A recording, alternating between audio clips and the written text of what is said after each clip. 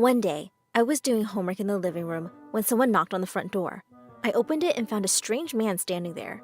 He had a creepy smile on his face and he smelled really weird. "Hi, I'm Roger. I'm looking for your mom. Is she home?" "No, she's at her stupid job and she won't be back until midnight." I was starting to close the door in his face when he suddenly pushed it back open. I screamed. I thought he was going to hurt me, but then he pulled out a wallet from his back pocket and gave me a $100 bill. He said he'd give me the money if I let him wait inside, so I let him in. The man sat on the couch and said, "I know you don't remember me, but I know you, Emily." This was so weird, but before I could ask how he knew me, he closed his eyes and fell asleep on the couch. A few hours later, my sister Olivia came home. All my sisters hate me because I'm smarter than all of them combined, but I don't care about their stupid opinions. When Olivia saw the man on the couch, she screamed, "Who is that?" She threw water on the man's face to wake him up. How dumb is that? The man stood up and said, "Olivia, is that you? Oh my God, you were only 7 when I left. I'm your father, remember?" What was he talking about? Our father was in the Navy. He left years ago. A few months after he was deployed, we got a letter saying that he'd passed away. But my dumb sister ran towards him and gave him a hug. Olivia said, "Dad, I can't believe you're back." Olivia whipped out her phone and started recording. "What's up, guys? You won't believe what just happened. My dad came back from the dead." Just then, the phone rang. I answered it. It was my high school principal, and she was looking for our mom. Since she wasn't home, I let Dad answer the phone. He frowned while the principal talked to him. They talked for a while. After he hung up the phone, he said, "Olivia, did you really call your teacher a stupid cow? You can't talk to your teacher like that." Olivia said, "Dad, can you stop? I already got earfuls from Mom. Ugh, I thought you were better." Olivia stood up and left. Dad asked me where she was going, and I said, she'll probably go and meet up with her shallow boyfriend, who only cares about her money and pretty face. Dad scratched his head, then asked me where the bathroom was. Inside the bathroom doing her makeup was Isabel. Being the oldest sister, she recognized Dad immediately. She said, "Dad?" Because of the shocking sight, Isabel almost passed out. Dad asked me what was wrong with her, so I said, "Oh, nothing. It's probably just her hormones. She's pregnant, you know." Dad was happy when he heard the news. He said, "Your mom and I got married when we were 19 too." "Oh, Dad," I said, "Isabel's not married. She just got knocked up by her boyfriend." Isabel woke up and got back on her feet. She said, "Dad's home? What if Mom finds out? She'll send him away." Isabel was right. Mom shouldn't know because she had a new boyfriend. So Isabel and I thought of a plan. We would hide Dad in the basement in the meantime. Isabel told him, "You can stay in the basement with Brad." Dad asked who Brad was, so I told him that Brad was Isabel's boyfriend. He was an artist, or so he said. Truthfully, he was just a wannabe musician who played dumb gigs at bars for dumb people. I took Dad to the basement. When we got there, Isabel and Brad were shouting at each other. Brad said, "Your dad can't stay here. This place is cramped enough for just me." Olivia replied, "Well, this isn't your house, is it? You have no choice." Brad said, "Look, it's either him or me. If he stays, I'm leaving." Dad couldn't take it anymore. He kicked the door totally open and walked over to Brad. Then he shouted, "You can't talk to my daughter like that." It was awesome. See, Brad had anger issues, but he was also very immature. Every time he and my sister fought, he would stay up all night and play his guitar really loudly, and he wasn't even any good at it. One day, they got into a fight, and I couldn't study for a test and got an A-. I was so mad at him. I told him off, but he called me a brat and said music was so much more important than education. Yeah, like I'm going to take life advice from a loser living in my basement. This was the first time that someone had put Brad in his place. I was so glad that we finally had a dad at home, but Isabel wasn't happy. No matter how many times she and Brad fought, she always defended him. She screamed at Dad, "Get out! You can't treat the father of my child like this!" Dad tried to explain, but she said, "He's better than you. At least Brad is here to watch his child grow up, unlike you." Even though he didn't say anything, Isabel clearly hurt his feelings. I could see the pain in his eyes. So I said, "Come on, Dad. You can stay in the attic instead." We made our way upstairs. Outside, I saw headlights coming into the driveway. Mom was home. I panicked. I said, "Hurry up, Dad." It was Tuesday, so Henry would be staying over tonight. Dad and I ran up the stairs just in time.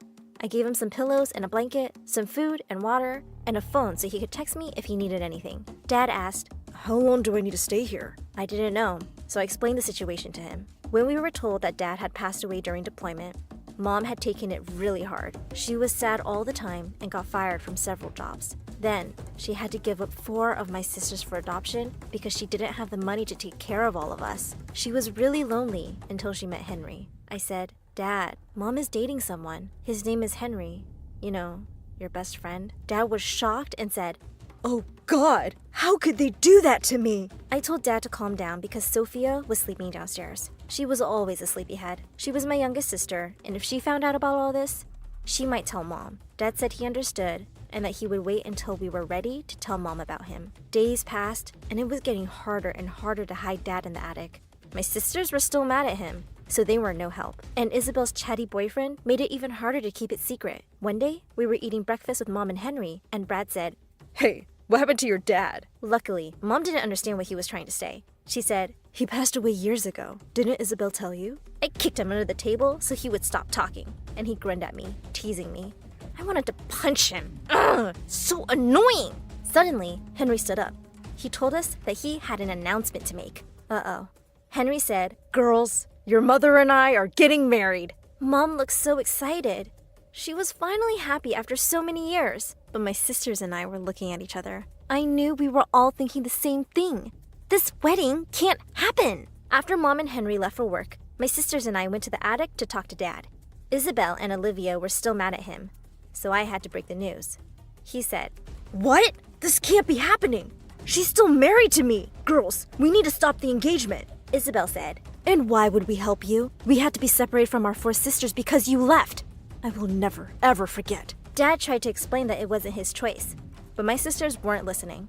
Olivia said, "It doesn't matter what happened to you. You can't come here after everything and pretend like nothing happened. You abandoned us, so we're abandoning you." Isabel and Olivia left me and our youngest sister Sophia in the attic. Of all my sisters, she was the only one who was nice to me. But that was only because I did all her homework for her, so she wouldn't flunk out like Olivia did. Because I was helping her with school, she promised she wouldn't tell Mom and Henry about Dad. But she also said, "Henry's a great guy. To be honest, I would rather have him as a dad. But whatever, what's your plan?" Dad and I talked, and we decided to find dirt on Henry. I never liked that guy. I always thought there was something fishy about how much money he had. The next day, I didn't go to school so that I could have enough time to discuss the plan with Dad. It was only me and him at home. Then I got a text from Jeremy. Jeremy was my boyfriend. But my sisters didn't know about him. I didn't want them to know that I was so into boys, too. I wouldn't be like Olivia, who always got cheated on, and Isabel, who got pregnant so early. No, I'm smarter than that. I read Jeremy's text. "I'm coming over. Let's eat pizza and watch a movie in your room." I ran to the door just in time to see Jeremy walking up the drive. He called out, "Hey babe, let's watch a movie, but only if you're done with my homework. I need to get an A or my mom's going to kill me." I told him that I wasn't done with it yet, because I'd been busy with some family stuff. I added, "But I'll finish it tonight. Come in, I want you to meet someone." I took him to the attic to meet my dad. Thankfully, my dad was cool about me having a boyfriend. I think it was because we had bigger fish to fry. We told Jeremy what was going on. He said that if our hunch about Henry was true, he didn't want me to spy on him because it would be too dangerous. He said that he'd do it instead, and I agreed. That night, Dad and Jeremy hid in the bushes outside the house to watch Henry through the windows. I found this out later, but they saw Henry carrying boxes to the basement where Brad was staying. Dad and Jeremy went down to the basement. They could hear what Henry and Brad were saying. Henry said, "Did the new shipment come in yet?" Brad said, "Yeah, bunch of fake LVs are in boxes in the closet. They're gonna make us at least 20 grand, man. By the way, Isabel brought a guy here a few days ago. She said it was her dad. She wanted to hide him here." Henry said, "That's impossible. Their dad's my best friend, and he passed away while serving in the Navy." After hearing this conversation, Jeremy got scared, so he ran up the stairs and left. From the attic, I watched him run down the street like he was being chased. Dad came back up to the attic and told me everything that had happened. Then, I received a text from Jeremy.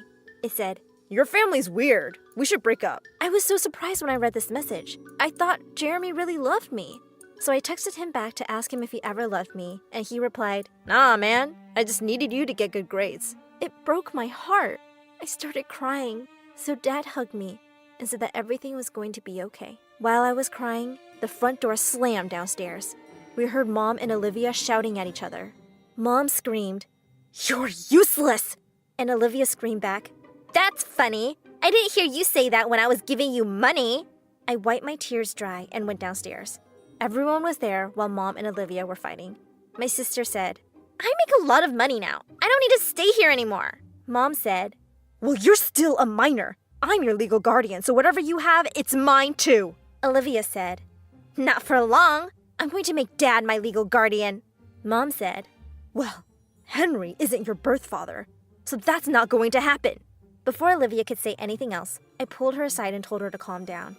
But she got mad at me instead. She ran to her room and slammed the door behind her. When everyone had gone, Sophia said to me, "You should tell Mom that Dad's here before things get out of hand." I told her to stay out of the grown-ups' business, and she said, "Listen, you little..." But before she could continue, she fell asleep on the couch. I realized that Jeremy was right. My family is weird, but I wanted to fix everything. A few days later, when no one was home, I went to the basement to see what Henry and Brad were hiding. I opened the closet and found 10 huge boxes filled with fake designer clothes. For that many counterfeit items, a person could get at least a few years in prison. Suddenly, I heard footsteps coming into the basement. I hid behind the boxes in the closet, heart racing. But then, I heard Olivia and Isabel talking. I sighed in relief. I was going to leave my hiding place when Olivia said, "I'm looking for my old suitcase. I'm moving out, and Dad's coming with me." What? I couldn't believe that Dad was leaving with Olivia without telling me. Isabel said, "I want to break up with Brad because he's such a good-for-nothing loser. Can I come with you?" Olivia said, "Of course, sis. You know what? We should take Sophia with us, too." Isabel asked if they should take me, too, and Olivia replied, "We'll leave her here. She's useless anyway." They laughed like evil stepsisters as they schemed to leave me behind. Weeks later, my sisters had completely moved out. After they left, Brad had no reason to stay in the house anymore. One night, I overheard him and Henry talking about moving the boxes somewhere else. I couldn't let them get away, so I called the police and told them about the boxes. They went to the house with a search warrant. While the police searched, Brad and Henry kept looking at me like they wanted to punish me for snitching on them. But I didn't care. I was happy to finally get rid of them. The police found the boxes and arrested Brad and Henry. When the police questioned Henry, he also confessed that he'd planned my dad's kidnapping so he could get rid of Dad, date Mom, and use our house for his business. Everything finally made sense. When Mom and I got back from the police station, we had some visitors waiting for us. Mom looked like she'd seen a ghost. She just stood there staring at Dad, speechless. Dad said, "Hey, babe, I've missed you." She finally managed to whisper, "Is that really you, my love? How is this possible?" Dad took her in his arms, and she sobbed and laughed as he explained everything. Isabel said, "We heard what happened. Are you okay?" I was shocked to see her worried about me. I was even more shocked to see that she'd given birth to a beautiful baby girl. My sisters apologized for treating me badly and thanked me for being brave enough to call the police. Then Olivia said, "Let's leave this place and start fresh. We can be a complete family now." So Mom and I packed our things and moved in with Olivia, Isabel, Sophia, and Dad. We sold the house and used that money to start a new life. The best part of it all? We reunited with our 4 other sisters, and our parents are back together now. This is the family I've always wanted. I'm so happy with how things turned out.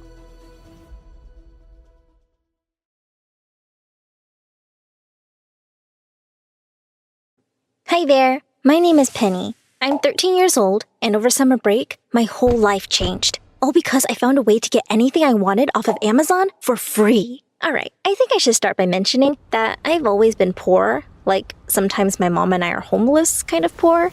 And I'm pretty sure it's part of why I've always been super unpopular at school. Anyways, we were recently kicked out of our last spot and moved in with my aunt, which is great for me because at her house, I always get my own room with a TV and a computer in it and everything. Well, one day, I was on my computer surfing around on YouTube when I came across an interesting video. The title said, "How to Get Everything for Free from Amazon." I didn't really think it would work, but I was interested. I clicked in and began watching. "If you're watching this video, you must be ready for your whole life to change," the guy started. I was hooked. "This video is brought to you by a bug in Amazon's system." The guy continued with a sly wink. As he went on, I followed along, making sure to copy each step exactly. The whole process didn't take long at all, and before I knew it, I was at the last step, enter. Nothing seemed to happen.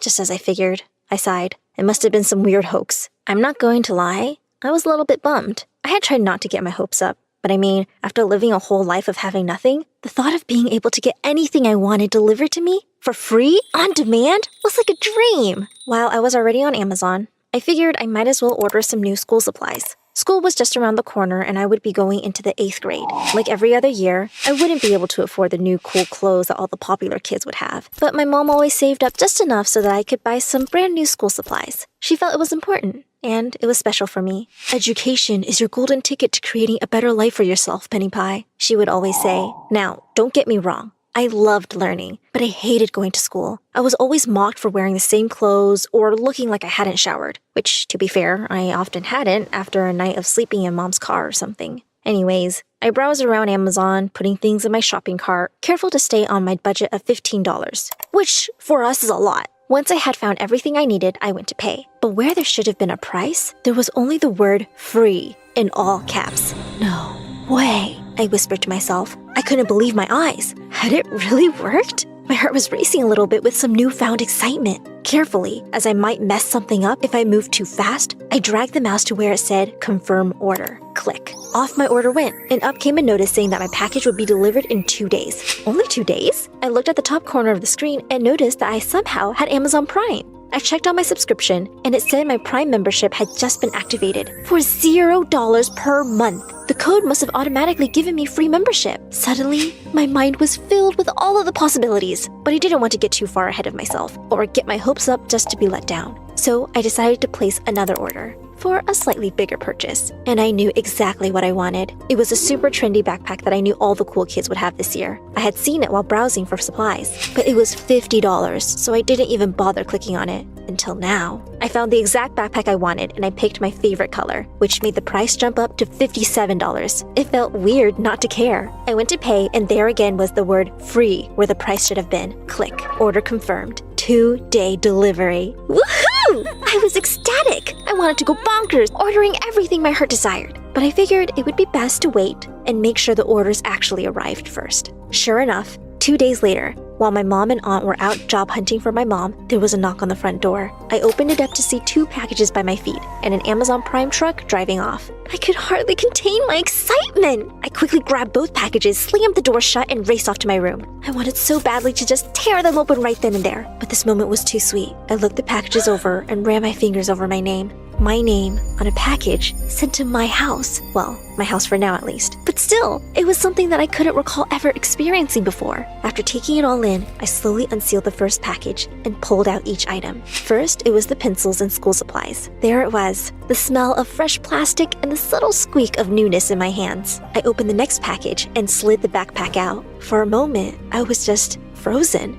staring at the thing that symbolizes so many things I had always wanted. I hugged the backpack and cried. At first, I cried for all of the things I had never gotten, for the pain I had felt for being made fun of and isolated. And then the tears turned into tears of happiness, and I began to laugh just thinking about how different life would be from here on out. And then, in a craze of emotion, the real shopping spree began. I bought new clothes and jackets, cool accessories and makeup, hair extensions and fake nails, all the latest gadgets and tablets. Whatever I wanted. I would go to school this year as a whole new person. Nobody would even recognize me. I suddenly had a new confidence about me that I had never known before. On the first day of school, sure enough, nobody recognized me at all. Not even my best friend Claire. She couldn't believe it when I told her it was me. We walked together in the hall and everyone stared, even the cool kids. At lunch that day, one of the most popular girls in school, Jade, even sat down next to us. "Hey, new girl," she said. "Cool backpack. I have the same one, but in Jade, which is my name. What's yours?" I laughed and said, "Jade."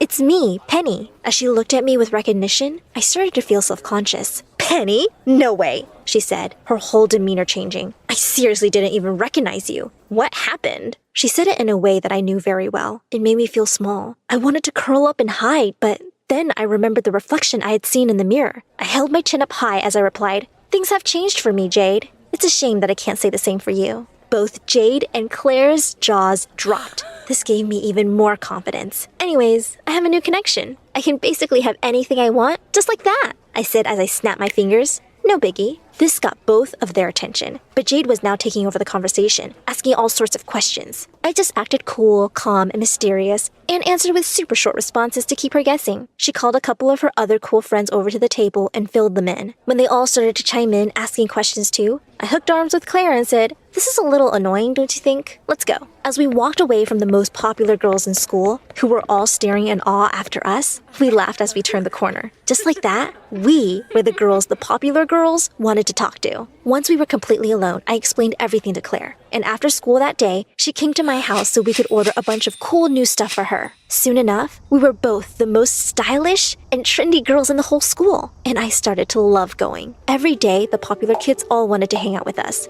Just to keep them happy, I even bought some things for them. And you should have seen how happy and grateful they were. They were practically bowing down to me as their queen. Within weeks, I was receiving between 20 to 30 packages a day. On some days, the other kids would even line up in gym class as Claire and I would sit on the bleachers, passing out gifts like a modern-day Lady Santa Claus. Of course, while school life was getting better and better, things were becoming more and more difficult back home. As my mom and aunt became more suspicious, I had to lie and tell them that all the packages were for a job I had found on Amazon. I told them that companies were paying me to test out all sorts of products in exchange for my raving reviews. I almost felt worse when they believed it, but I couldn't stop now. I was the happiest I had ever been. That is, until one day, when along with around 35 packages, I received a letter from Amazon. It was laid out for me on the kitchen table when I got home from school. I guess my mom had gotten it first, but it was still sealed. She trusted me too much. I was nervous as I opened it. Amazon had never sent me a letter before. I read in horror as the letter explained that I had been the biggest spender that month.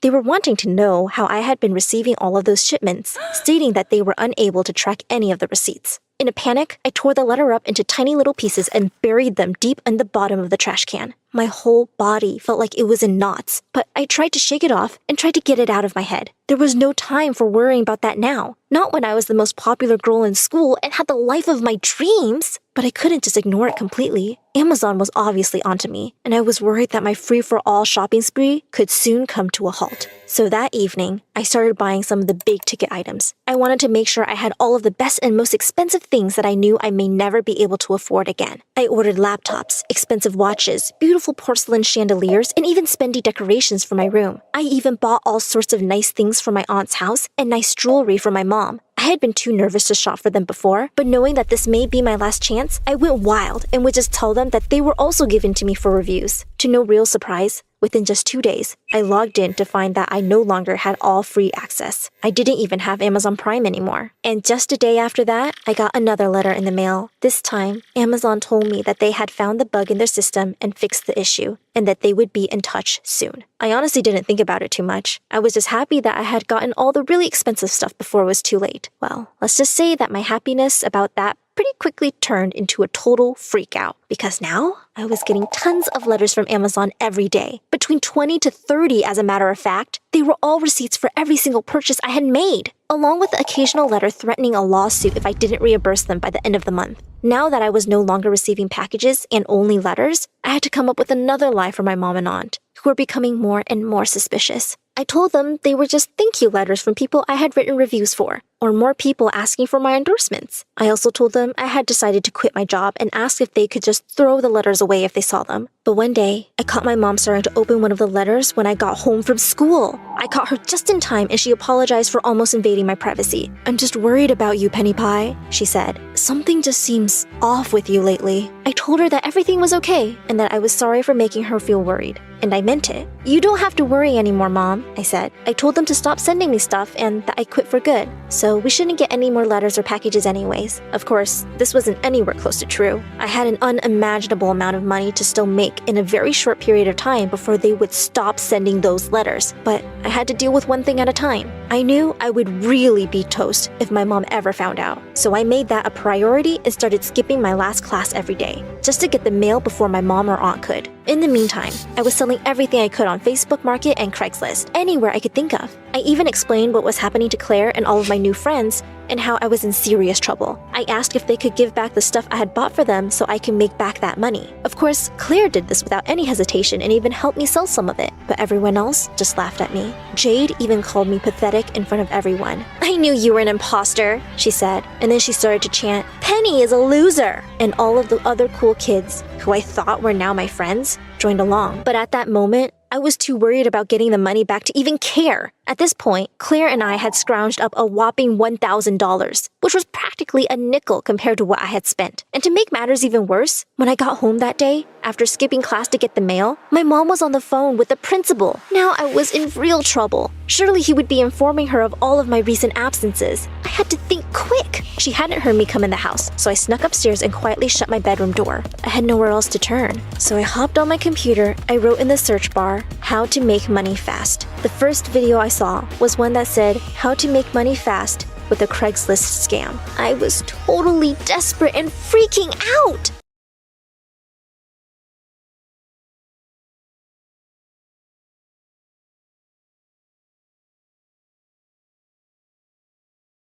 Hi, my name is Iris, and till I was 10 years old, I had a perfectly normal childhood with perfectly normal parents. Then one day, Mom suddenly decided to become religious, and she went completely insane. Suddenly, I wasn't allowed to read anything with the word magic in it, so I snuck Harry Potter books from the library and hid them under my pillows. But one day in the 6th grade, I came home to find Mom lighting up a fire, and to my horror, I saw my books on the ground. "I told you I don't want you reading these devilish scripts. Come here and throw them in the fire." "Are you crazy, Mom? I'm not burning them." "Then I'll just have to save your soul." And with that, she shoved them all into the fire. I had to use all my saved-up allowance to buy new ones for the library. But in the 7th grade, Mom went completely nuts. Dad had taken us for a party at his boss's house, and sometime later, I noticed that Mom wasn't in the room. I went looking for her and found her in the study, slashing a painting with a paper cutter. "Mom, what are you doing?" "This painting is evil. I can feel the devil's presence in it." It turned out that the evil painting was worth a fortune. Not only did Dad get fired, he also got sued. He said he couldn't stand Mom any longer and left for good. I was furious at Mom, but I couldn't be for too long because the next day, she announced that she was pregnant. Dad was unreachable, so I was all she had now. And 8 months later, it was me calling 911 when she went into labor. At the hospital, Mom threw a huge tantrum because there were no female doctors available. "There's no way a male doctor is touching me. I made a vow to God. Get me a woman, or I'm keeping this baby inside." Just then, a handsome young doctor walked in and Mom screamed, "I'll take him!" She made me reapply her lipstick before I was shoved out of the room. Mom was acting weird. Mom gave birth to a baby girl and I fell in love with her instantly. "She's beautiful, isn't she?" "Yeah, he's an angel." "Oh, you're talking about the baby. Well, she looks like a boiled potato." Mom got busy again with her church meetings, and I became Maddie's babysitter after school. But I adored her and didn't mind at all. One night, as I was tucking her into bed, Maddie said sleepily, "Can you tell me a story of ghosts and witches on flying broomsticks?" "Shh! Where did you learn about that, Maddie?" "I saw a cartoon on TV. It was so funny. I wish I could fly. I love magic things." And with that, she dozed off. But I was still thinking about what she'd said. I loved reading the Harry Potter books as a kid. Only a crazy person wouldn't. I sat down and started writing a story I'd had in my head since forever. On the first day of high school, a cute boy came and sat next to me during recess. "I'm Lori. Want to see something really cool?" And then he started wiggling his ears. For the next hour, he kept talking about how he gave ear-wiggling lessons on his YouTube channel, Learn Useless Talents. And just like that, I'd made a new friend. He started coming over to play video games when Mom was away. One time, she came back home earlier than I'd thought, and poor Lori had to hide for 2 hours before he could leave. Mom would have gone nuts if she'd found a boy at home. One evening, I had dinner plans with Lori, but I couldn't find a babysitter, so I took Maddie with me. As she sat in her high chair, she suddenly pointed to someone. "Look, Mommy!" I turned around to see a couple at a table, and I laughed.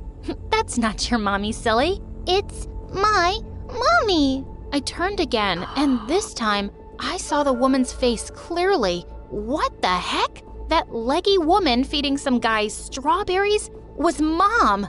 "Oh, you know that guy with her? He's our chemistry teacher."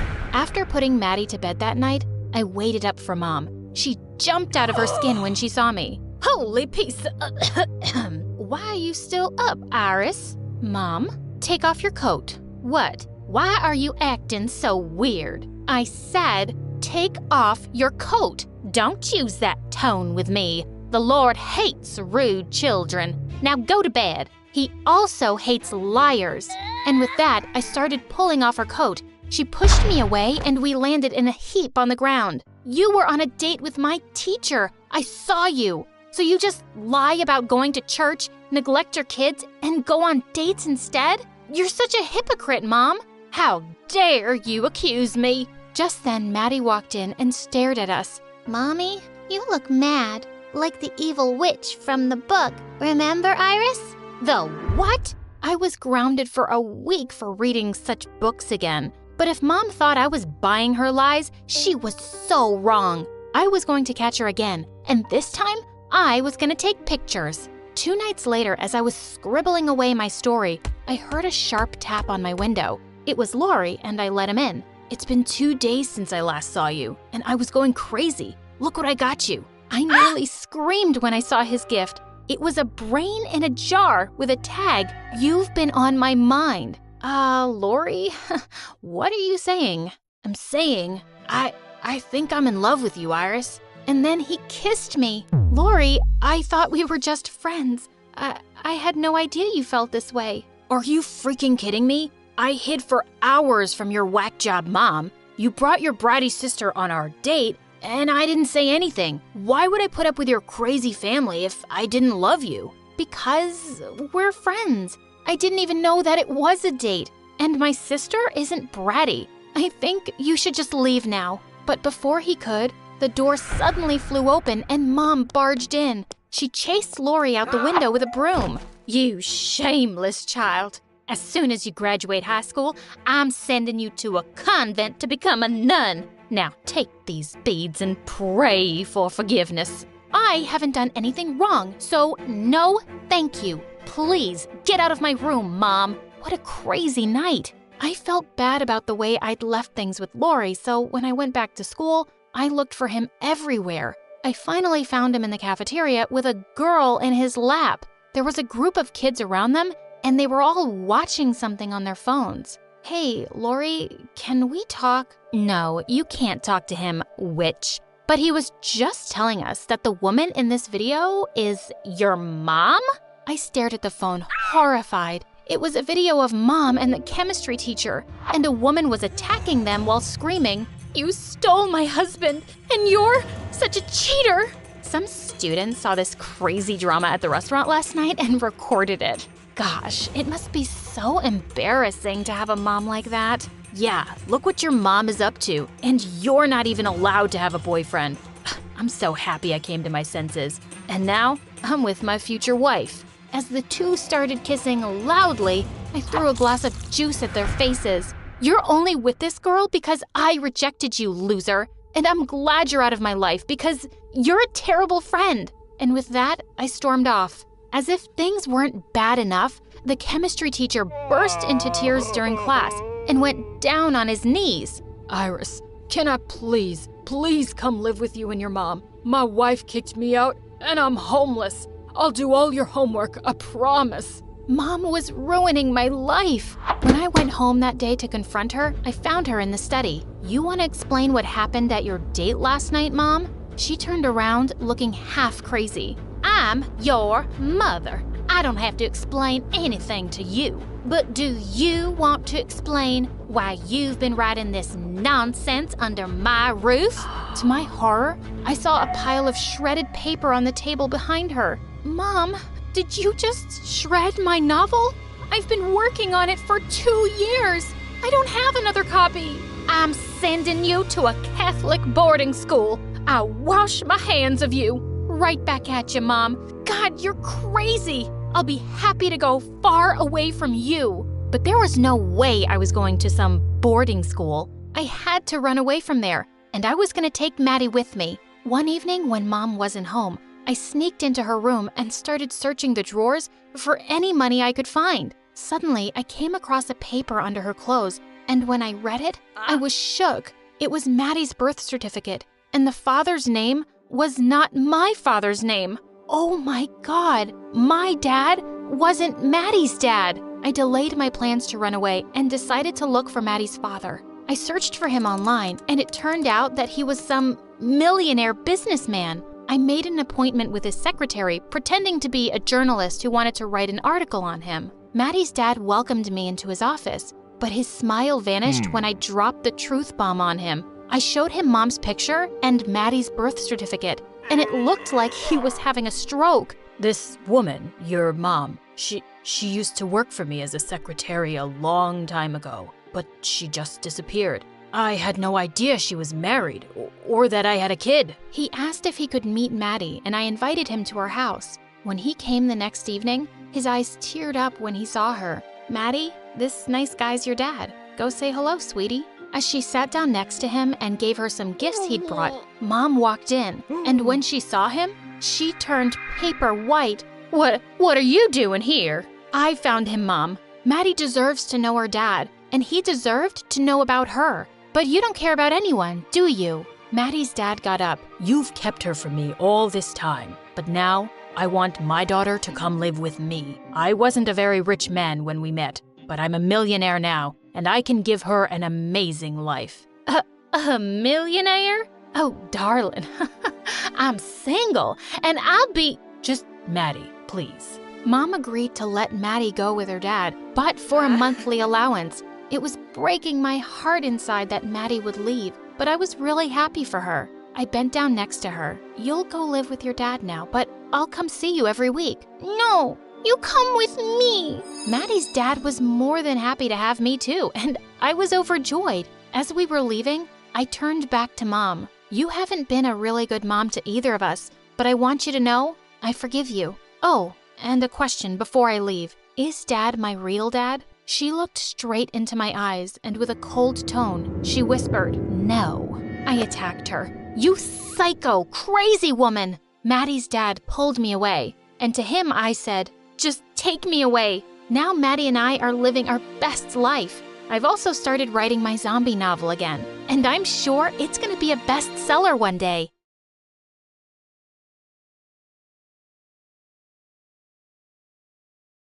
I turned over in bed and reached for my phone. Hello? Is this Stephanie? Yes, do you have any idea what time it is? Sorry, this is an emergency. See, your uncle has vanished and left you everything. I hung up immediately. It was obviously a prank call. I didn't even have an uncle. I didn't have any family at all. Me being an orphan is why I was so surprised that a visitor asked for me at the orphanage the next day. I looked over at a tall butler with a stern face. We need to talk about your inheritance, child. I followed him into a limo parked outside to meet with a lawyer. And just like that, I went from a poor orphan to a billionaire. Is this an airport? No, child. This is your new house. House was a bit of an understatement. The manor had over 400 rooms. I had to use a GPS just to get around the place. Luckily, I wasn't alone. My 5 cousins, my uncle's children, were there to help me out. The food was actually the hardest thing to get used to. At my first meal with the whole family, I was so hungry. I finished an entire bowl of what I thought was soup. When I looked up, everyone stared at me with disgust and horror.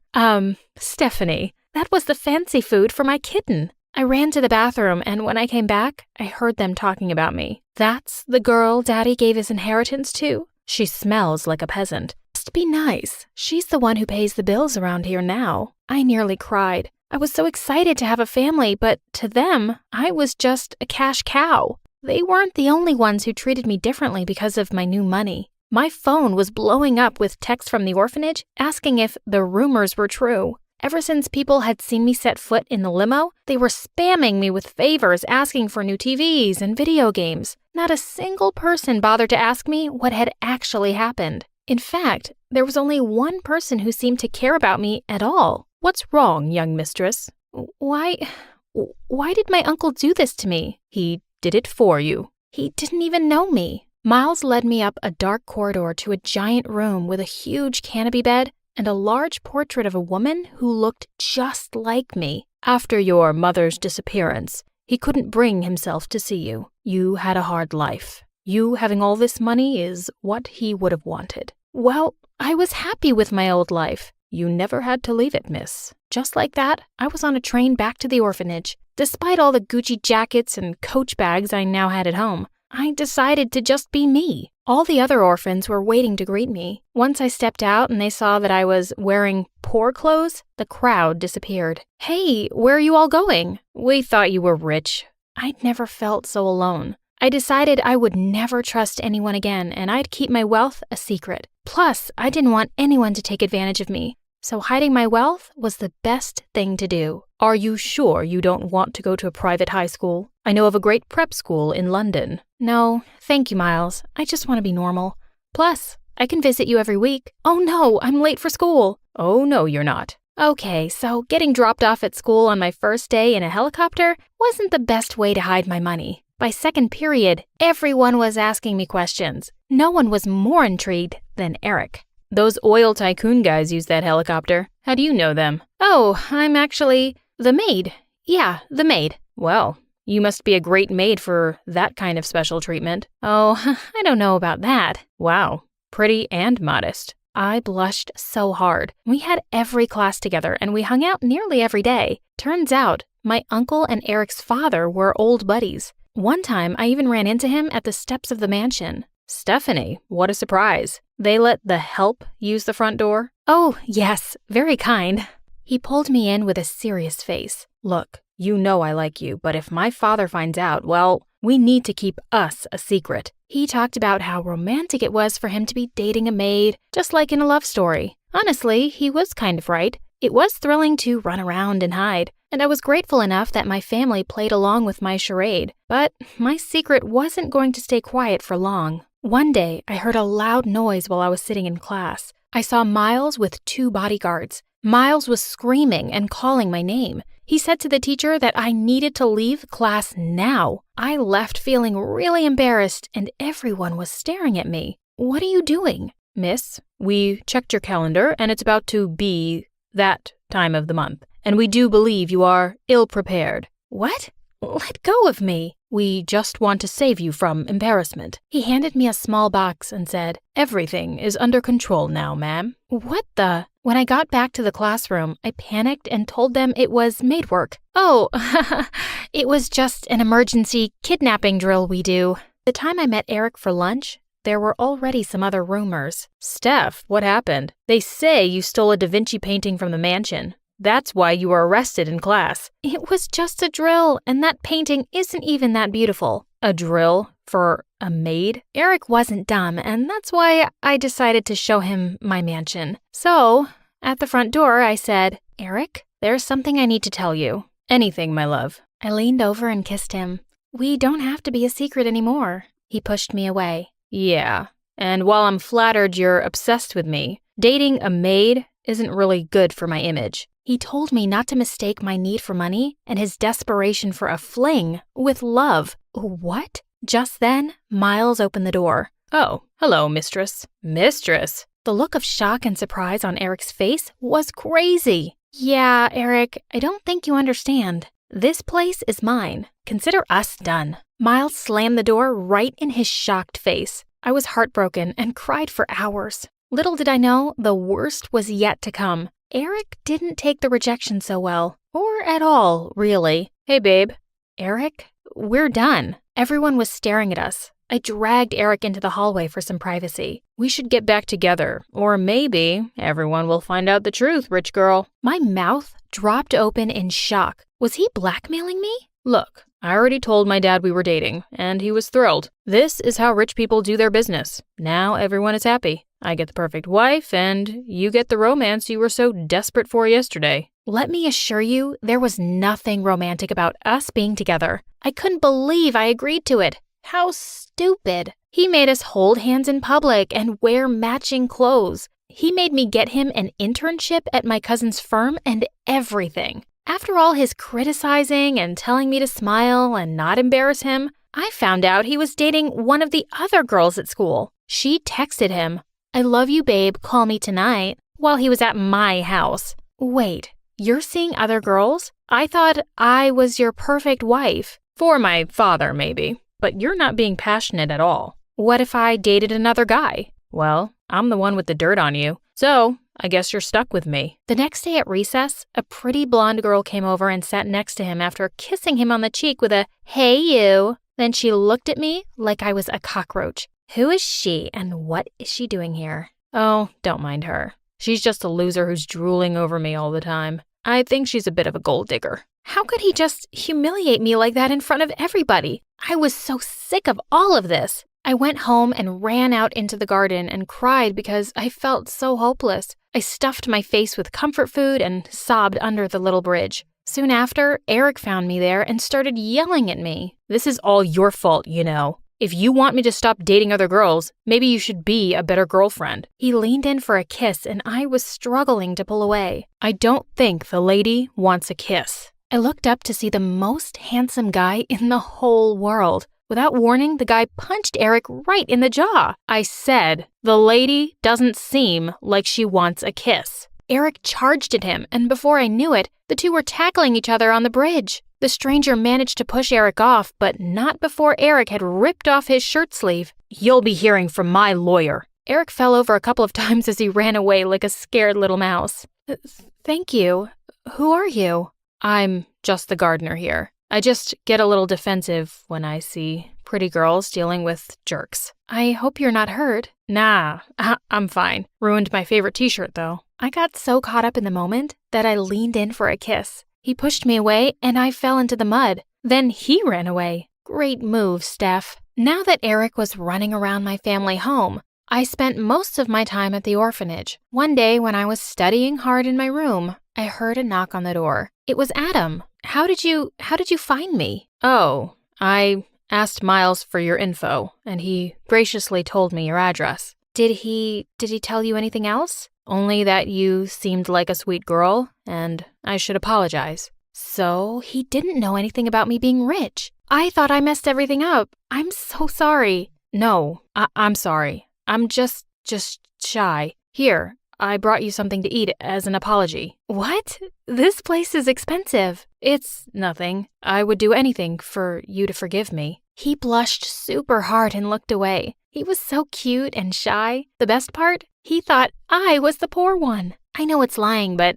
I just didn't want to take the chance that everything would change. Before our date one evening, Adam came by and said there was something he wanted to tell me. There's something I haven't been honest about. See, I'm an orphan too. That's why I never talk about my parents. It's very hard for me. As we sat and talked about it, I felt even closer to him because of this thing we had in common. After a while, he took something out from his coat pocket and said he had a present for me. He asked me to turn around and clasped a beautiful antique necklace around my neck. I gasped when I looked at it. I'd admired it in the window of an antique shop the other day when we were walking by, and he'd just gone and bought it. It must have cost him a fortune. You shouldn't have. Why not? You deserve pretty things, Steph. And I'll always keep the other half of this pendant with me. I had a mansion full of pretty things, but nothing was as special as this. Well, I've got something for you too. I offered him a few t-shirts my cousin had helped me pick out the other day. I smiled and said it was to make up for the one that was ruined in the fight. Steph, these seem like really expensive brands. Where did you get the money to buy them? Oh, God, I hadn't seen this coming. I shouldn't have shopped from the same store as my spoiled cousins do.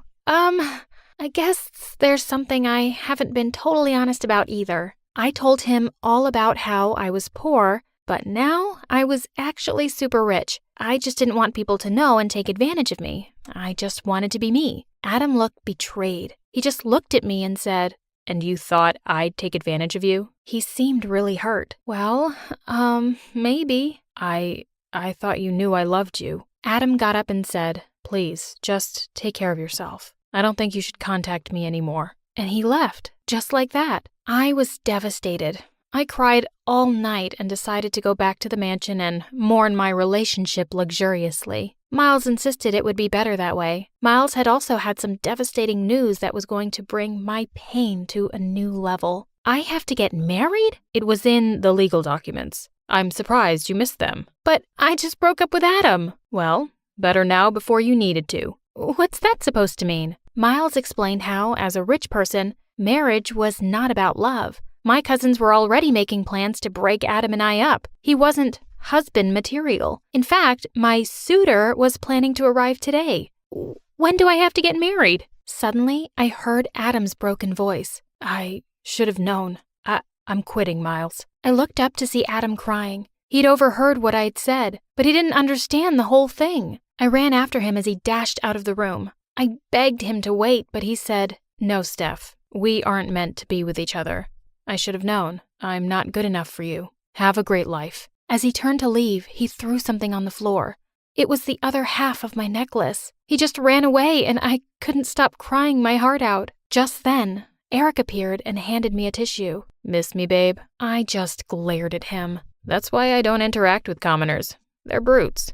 "What are you doing here?" "Didn't your cousins tell you? I'm your fiancé." I tried to run away from him, but he grabbed my arm. He told me he was sorry, and if he knew who I was, he would have treated me better. You don't get it, do you? I'm under a lot of pressure from my parents to marry someone wealthy. I was not hearing it, at first at least. My wounds were fresh from the breakup, but he didn't make it easy to reject him. "I brought you a present, my turtle dove." "Is that?" "Of course. A baby elephant." A baby elephant wasn't even the most extravagant gift he gave me. He bought me a private Justin Bieber concert, a solid gold statue of instant noodles, and my very own village. I felt bad, but the whole time he was courting me, I was spamming Adam's phone. I left him about 1,000 messages, and he didn't respond to me on anything. It was time I moved on.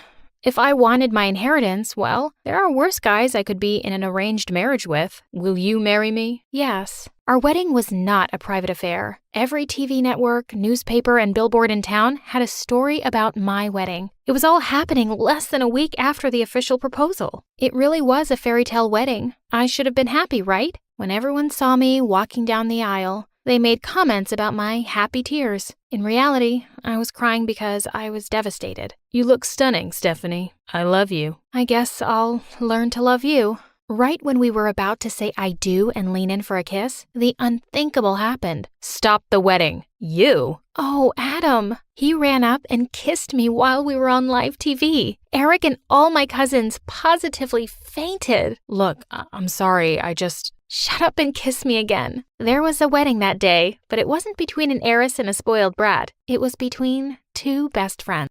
Hi, I'm Greta. I live with my single mom on a busy Miami street. Please like and subscribe. I've always been a late bloomer. Born 2 weeks after mom's due date, took 2 years to speak my first word, and growing up, I wasn't a very social person. But my mom was so talkative. She could blabber nonstop about a burnt omelet for a whole day. But whenever I was around, I was her subject. Once when I was 4, we had a family gathering and all my aunt's sons were playing with me. Suddenly, Mom went bonkers with their parents.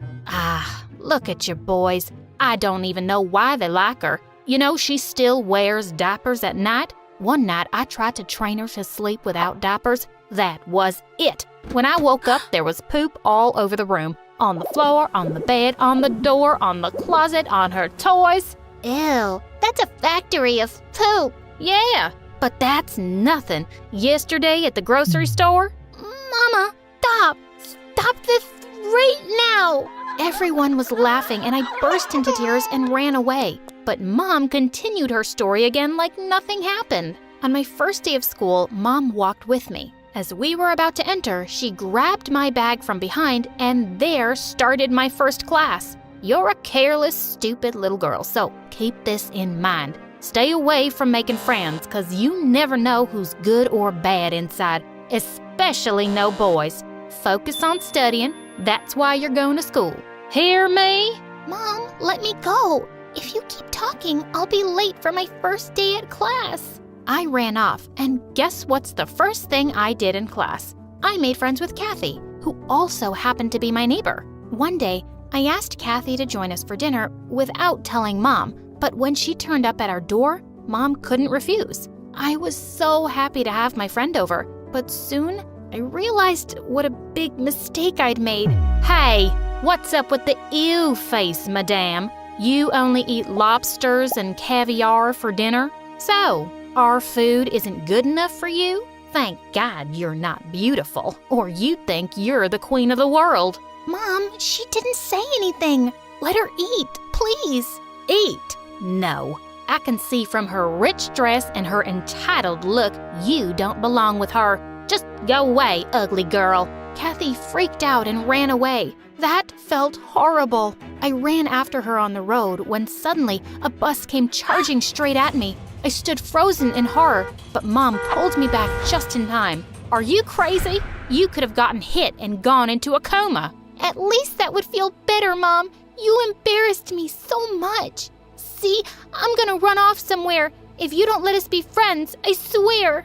Oh, you heartless girl. Do whatever you want. I just want you to be careful, 'cause you're my daughter. Ugh, I don't know if all moms are the same or if it's just her. Years went by and Kathy and I became the closest. On her 10th birthday, they had a party and I attended it with my mom. When she heard Kathy say the price of their cake was $900, she lost it. Woo-wee! Why spend so much money on a cake while she can use it for her daughter's plastic surgery? Man, Kathy is ugly. Mom, quiet. What can Kathy do about it? She didn't create herself. Well, she can, actually. It's the 21st century, not a big deal. I saw Kathy looking really upset as some people laughed, and her mom asked us to leave. It was so embarrassing. Mom, stop. Are you crazy? You hurt Kathy's feelings. And does it make you mad that her mom is a single woman like you,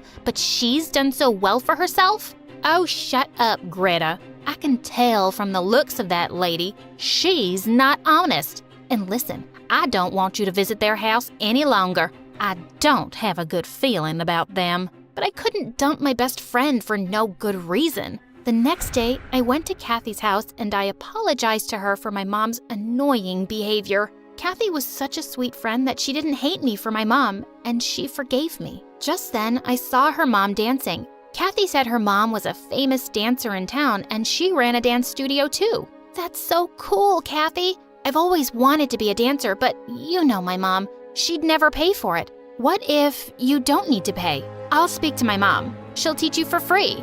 That was amazing. I started going for weekend dance classes, telling Mom I was just hanging out with Kathy. Kathy's mom was teaching me some really different moves I'd never seen before, and she said it was the new trend. I was practicing at home one night when Mom came into my room and she burst out laughing.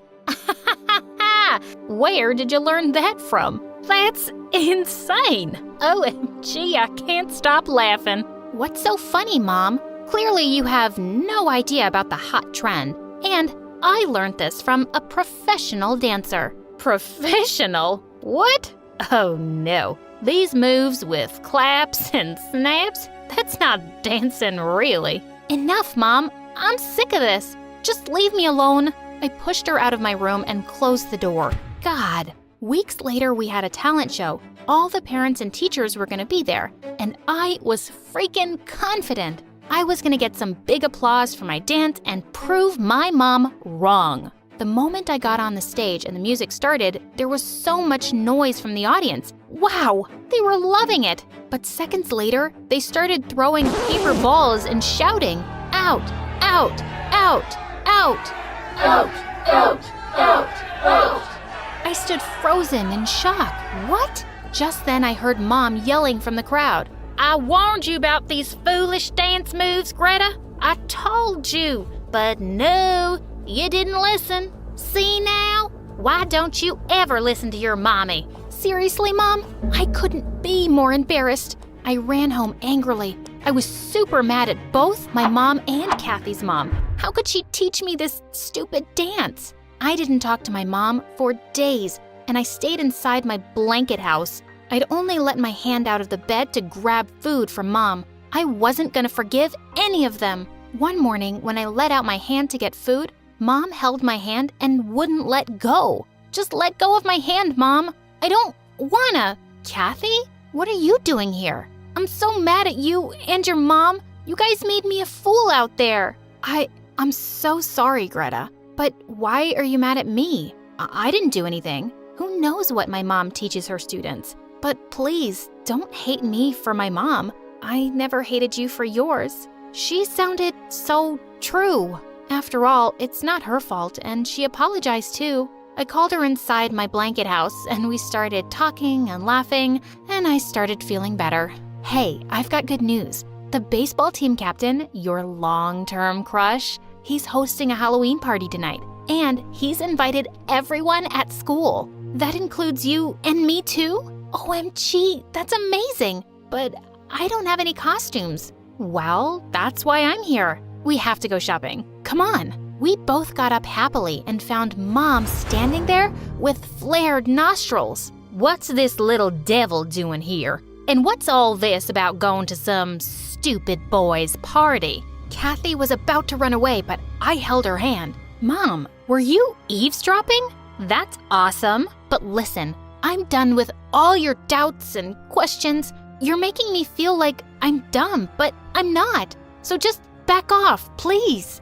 Okay, fine. I'm always looking out for you, but if you think you can take care of things by yourself, I'll back off. She stormed off, and Kathy and I had a blast shopping for costumes. Later that evening, I went to the party dressed up as Wonder Woman. I was sure to impress my crush, but when I walked into his house, I stared around in horror as everyone stared at me. No one was dressed in costumes. Everyone was just dressed in their regular clothes. As everyone started laughing, the ground under my feet started to burn.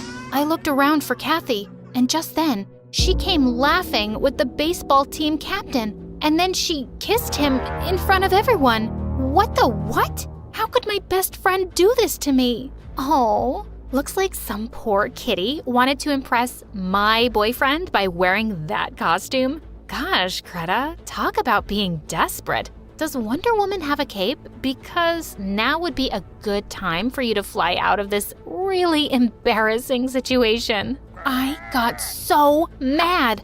I gave her a hard slap on her face and ran out with tears. When Mom saw me upset, she totally lost it. Now you're crying, huh? See? I warned you about your stupid friendship and this stupid party and stupid boys. This is what you get for choosing that stranger over your mama. Mom, shut up.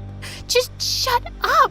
Of course, she couldn't. She kept blabbering while I walked sadly to my room. I couldn't sleep that night thinking of what Kathy had done to me all along. I didn't go to school for days, but Mom's torture was increasing, so I had to move on. But I wouldn't even look at that witch Kathy. Then one day, the teacher announced there was going to be a food sales day where we had to cook and sell food on campus. And Kathy and I were on the same team. We were given small cooking stations, and I started cooking on my own. Kathy was standing opposite to me, staring with devil eyes. Suddenly, I looked up to see that she was gone. Where'd she go? And seconds later, someone pushed me out of my station. Mom, what are you doing here? And why are you attacking me? Before she could answer, my whole tent burst into flames. Had my mom just saved me? I hugged her and saw Kathy smiling from afar. So it's her doing again? I marched straight up to her. Did you just try to hurt me, you psycho? Why? What did I ever do to you, other than being your friend? Friend? Oh, save it. I never wanted to be your friend.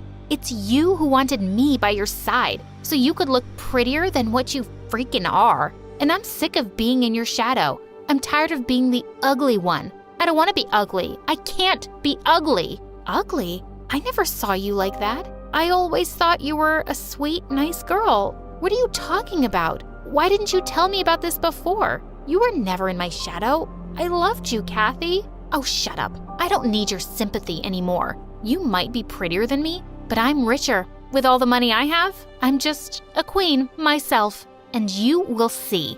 Oh, I doubt that last part. I must say, you're very confident for a prisoner's daughter. Yeah, babe, your mom was arrested in the morning today for a major theft. Now we know how you people were living like millionaires. You must be ashamed. What? That was unbelievable. Kathy instantly started crying and screaming and ran out of the school like crazy. I then turned to Mom. Mom, I'm so sorry. I feel like such a brat. I never really listened to you, but turns out You were right about everything. With Kathy, her mom, the dance, the party, everything. I don't know why I always took you the wrong way. I guess it's my fault too. After hearing you say that I'm making you feel dumb, I understood. Yes, that's what I've been doing. I should express myself more wisely. Some parents aren't good at expressing their emotions at times. I'm sorry too, Greta. I hugged her and we both went home.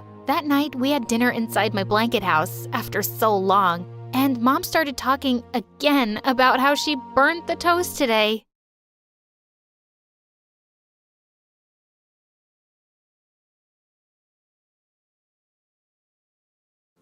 Hi, I'm Kelly. Since Dad left soon after I was born, it's just always been me and my mom. And I realized quite early on that she wasn't quite normal. On my 3rd birthday, Mom suddenly started running around like crazy and pulling the curtains shut. Then she blew out the candles on my cake and pulled me under the table. They're coming, Kelly. Who's coming, Mommy? Aliens, of course. We giggled quietly as we ate cake in our hiding spot. I thought she was pretty cool to make up funny games for me. Once when I was 5, we were at the park when suddenly she pointed excitedly at a man on a bench. Oh my God! See that guy, Kelly? He's your dad! Go hug him! I was so happy that I ran and threw myself at him. But he freaked out when I called him Daddy and quickly left. Just then, Mom came running after me, screaming, "How many times have I told you not to talk to strangers? And you're hugging one? Are you stupid?" But, Mom, you just told me to. She dragged me home and I was so confused. What kind of a game was this? Well, things just got worse. Mom was getting crazier. When I was 14, I had a high fever once and she took me to the hospital. The doctor was about to give me an injection when suddenly, Mom went bonkers. Oh my God, are you trying to drug my daughter? I'm calling the cops right now, you kidnapper. And then she attacked him. He had to call for help and it took 3 people to calm her down. The doctor told me Mom might have a condition called schizophrenia, and I'd have to keep an eye on her as much as possible. I knew I couldn't look after her while I was at school. Since Mom had a teaching degree, I asked her to apply as a teacher at my school, and thankfully she was hired. But to be honest, I didn't want anyone to find out we were related. The next day at school, I was running off for a big baseball match when I bumped into Mom. "You're gonna be great, honey. I love you." "Thanks, Mom." And I ran off before anyone saw us. But 5 minutes later on the field, I heard someone on the megaphone, and I turned around in horror. "I said I love you, and you said thanks? That's all I get? I was in labor for 20 hours with you, you ungrateful jerk." Who's that crazy lady talking to? No idea. Come on, let's start the game. I need to hear those words, Kelly. Everyone stared at me, and I wanted to disappear. "Fine, I love you too, Mom." As everyone laughed, I felt really flustered, and I played my worst game ever. Later at home, I was so mad at Mom. How could you embarrass me like that in front of the whole school? And now everyone hates me for losing the game. Kelly, I don't know what you're saying. What did I even do? Are you embarrassed of me? Do you want me to quit? Fine, I'll quit. And she burst into tears. I sighed. "No, Mom, I don't want you to quit. I'm sorry, okay?" Sometimes I felt like my mom's mom, and it was exhausting. The next day, as I was having lunch alone, the meanest girl in class, Linda, came over. "Wow, your mom's quite the freak show. My uncle runs a circus. Want me to ask him if he's got a spot for her?" "Shut up, Linda. Don't test me." "Jeez, can't you take a joke? Looks like crazy runs in the family." I pushed aside my tray and attacked her. But suddenly, someone literally picked me up and took me outside. It was a boy from my class, Jake. "You should have let me break her teeth." "Kelly, she's the principal's niece. She'd just get you and your mom in trouble." I just need a break from everything. "Well, how about we get out of here and do something fun?" I looked at his kind eyes and my heart raced a little. How had I not noticed he was so cute before? After that, we were hanging out together all the time, and soon enough, we started dating. One day, Jake and I were making out in the science lab when suddenly, Mom walked in on us. I was so sure she'd kill me, but instead, she smiled broadly. "Oh, my baby girl has found such a cutie. I'm so happy for you. But anyone can walk in here, guys. The janitor's closet is a much better place." "Wow, your mom's so cool. Let's go to the closet then." We'd only been there 5 minutes when Mom barged in with the principal. "See, I told you they were up to something. Didn't your parents teach you any morals?" "Mom, what are you doing?" thanks to her, Jake and I were scolded by the principal in front of everyone and given a week-long suspension. But Jake had a party planned at his place the next night, and nothing was stopping me from going there. I sneaked out, and my jaw dropped at the size of his mansion. It also looked like he'd invited the whole school. But as I walked through the crowd looking for him, I saw something even more shocking. Jake was dancing with Linda, and they were looking deep into each other's eyes. What's going on here, Jake? He suddenly pushed Linda away. Kelly, you're here, babe. I didn't know if you'd be able to come. So what? You thought you'd just have some fun behind my back? What a jerk move! Keep it down, Kelly. You're embarrassing me. And we were just dancing. Why are you acting crazy like your mom? I can't believe you said that! We're done, Jake. Kelly, I didn't mean... But I didn't let him finish his sentence.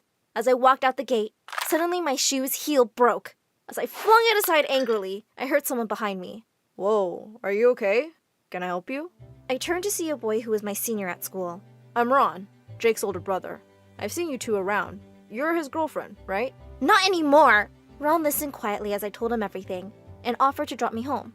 On the way, we stopped for ice cream and sat on the car's bonnet, talking and laughing. He was really easy to be around. When he walked me to my door, he suddenly took my hand. I had a good time, Kelly.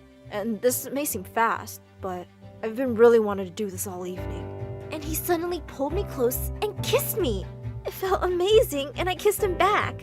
Later that night, I suddenly sat up in bed when I heard someone tap on my window, and I was shocked to see Jake outside. What are you doing here? Go away! I'm not leaving till you listen to me. I was afraid he might wake Mom, so I let him in.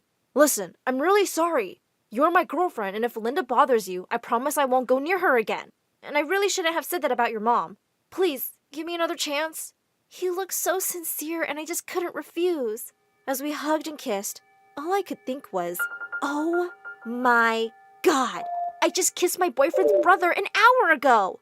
The next day when I went to school, I saw Ron walking towards me, and my heart skipped a beat. Hey, Kelly, I was just thinking about... Just then, Jake turned up and slipped an arm around my waist. Oh, hey, bro. I see you finally met my girlfriend. I can't wait for you two to be buddies. Ron looked taken aback, but he quickly managed to smile and walk away. But one other person looked really unhappy to see me and Jake together. Linda. After that, Jake and I would hang out at his place often, and Ron always seemed to be around, which was driving me crazy. This one time, we were all playing video games, and Ron was sitting so close to me. He smelled so good. I could barely focus. Another afternoon, Jake and I went to their pool, and Ron had just stepped out of the water. I was so distracted when I saw him shirtless that I slipped. But Ron leapt forward and caught me just before I hit the ground, and I could swear there was electricity between us. If he felt the same, he didn't let it show. A week later, Jake and I had tickets to watch a big baseball game, but he felt really sick. I said I'd miss it too, but he insisted I go with Ron instead. And secretly, I didn't mind that at all. We were having a great time at the game. During the interval, we suddenly noticed people looking our way, and we realized that the kiss cam was on us. Guys, we're not together. But as the crowd chanted louder for us to kiss, Ron turned to me and smiled. This is for the crowd, right? I don't know about you, but it wouldn't mean anything to me. Yeah, me neither, duh.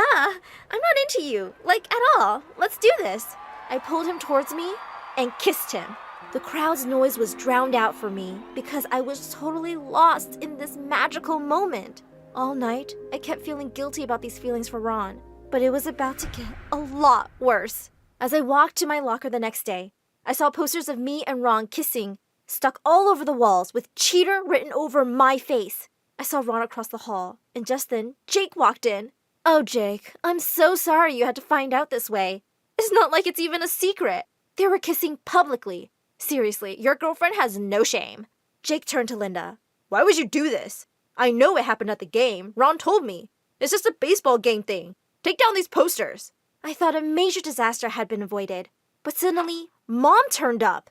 Well, that's not the only time she's kissed that boy. Mom, you're confused. No, I'm not. This boy dropped you home one night and you two kissed. Wait, I have it in my notebook. Ah, yes. 21st August. The night of my party? You kissed my brother? And then you kissed me? And said we were all good again? Jake, let me explain. But before I knew it, he turned straight at Ron, and the two were wrestling on the floor. As two teachers rushed forward and pulled them apart, Jake shouted at Ron, You backstabber!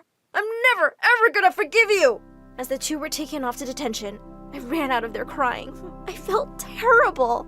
I had broken Jake's heart, and worse, I ruined the brothers' relationship. I didn't go to school for a few days, and Mom kept asking me what had happened, but I couldn't even be mad at her. It was my fault, and I had to fix it. The next day, I went to see Jake. He looked surprised to see me, but not angry. Jake, I'm here to say that I'm really sorry. I know I've hurt you, but I never meant to, and neither did Ron.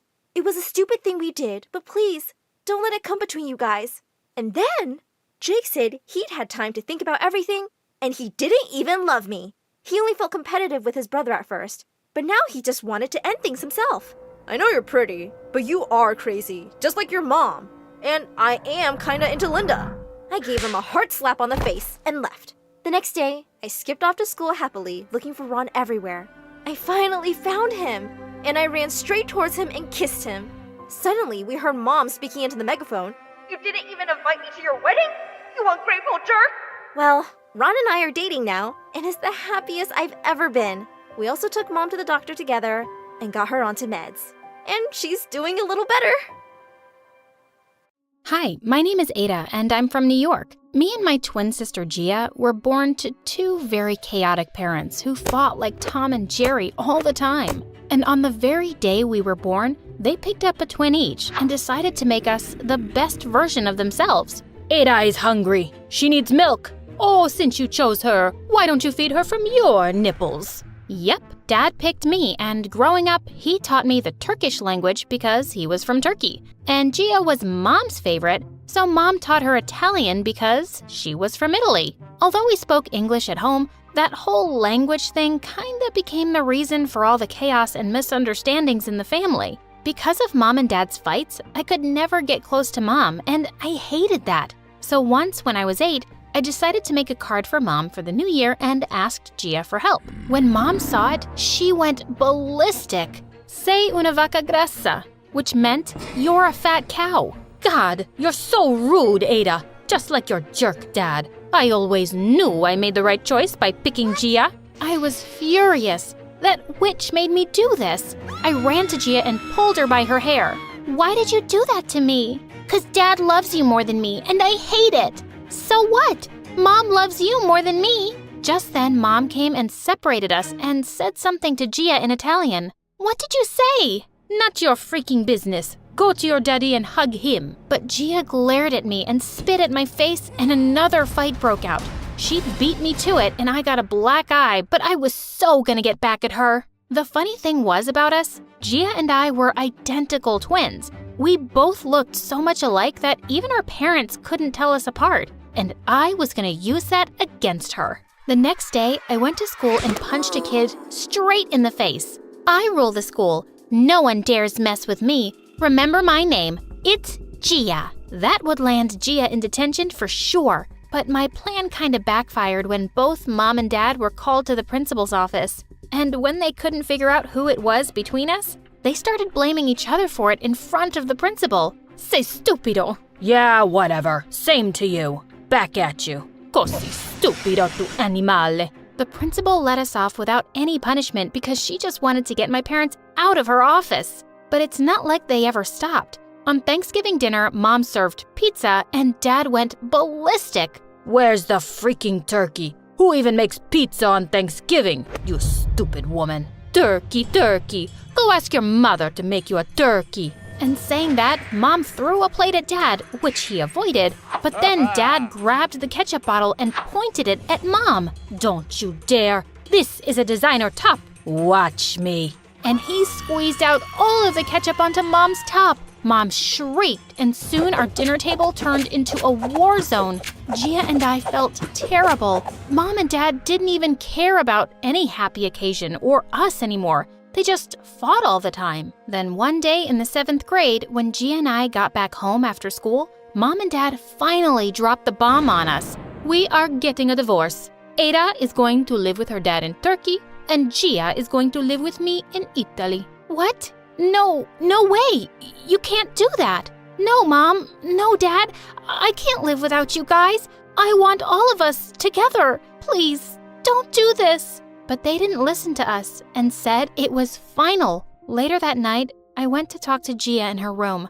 I thought she might not listen to me, but she hugged me as soon as she saw me. Oh, Ada, I'm so glad you're here. Even though we fight all the time, I can't live without you and Dad, sis. We have to do something. What can we do? Our parents just hate us. They're selfish and only think about themselves. Then let's just run away. They'll get busy looking for us, and then they'll forget all about this stupid divorce thing. They'll understand how much we need them. I won't let this happen. I won't let them ruin our lives. We have to stay together no matter what. But Mom and Dad had already filed for the divorce, and within a week, they even signed the final papers. But then, I had a brilliant idea. I could switch places with Gia and go with Mom to Italy. We would tell them about the swap after 6 months. And when they'd meet again to exchange us, maybe they'd be less angry and realize that they still loved each other. Yes, this was perfect. I immediately told Gia about it, and she happily agreed. Soon after, Mom and I flew off to Italy, and there, Mom had a huge place of her own. As soon as we got there, a maid came running and grabbed all our luggage. Benvenuta, signorina. And that's when it hit me. I could not understand a word of Italian. And this reminded me of Gia. She was also stuck in Turkey and didn't know a word of Turkish. God knows what kind of trouble she was going through. Marhaba birkaç erkek alabilir miyim?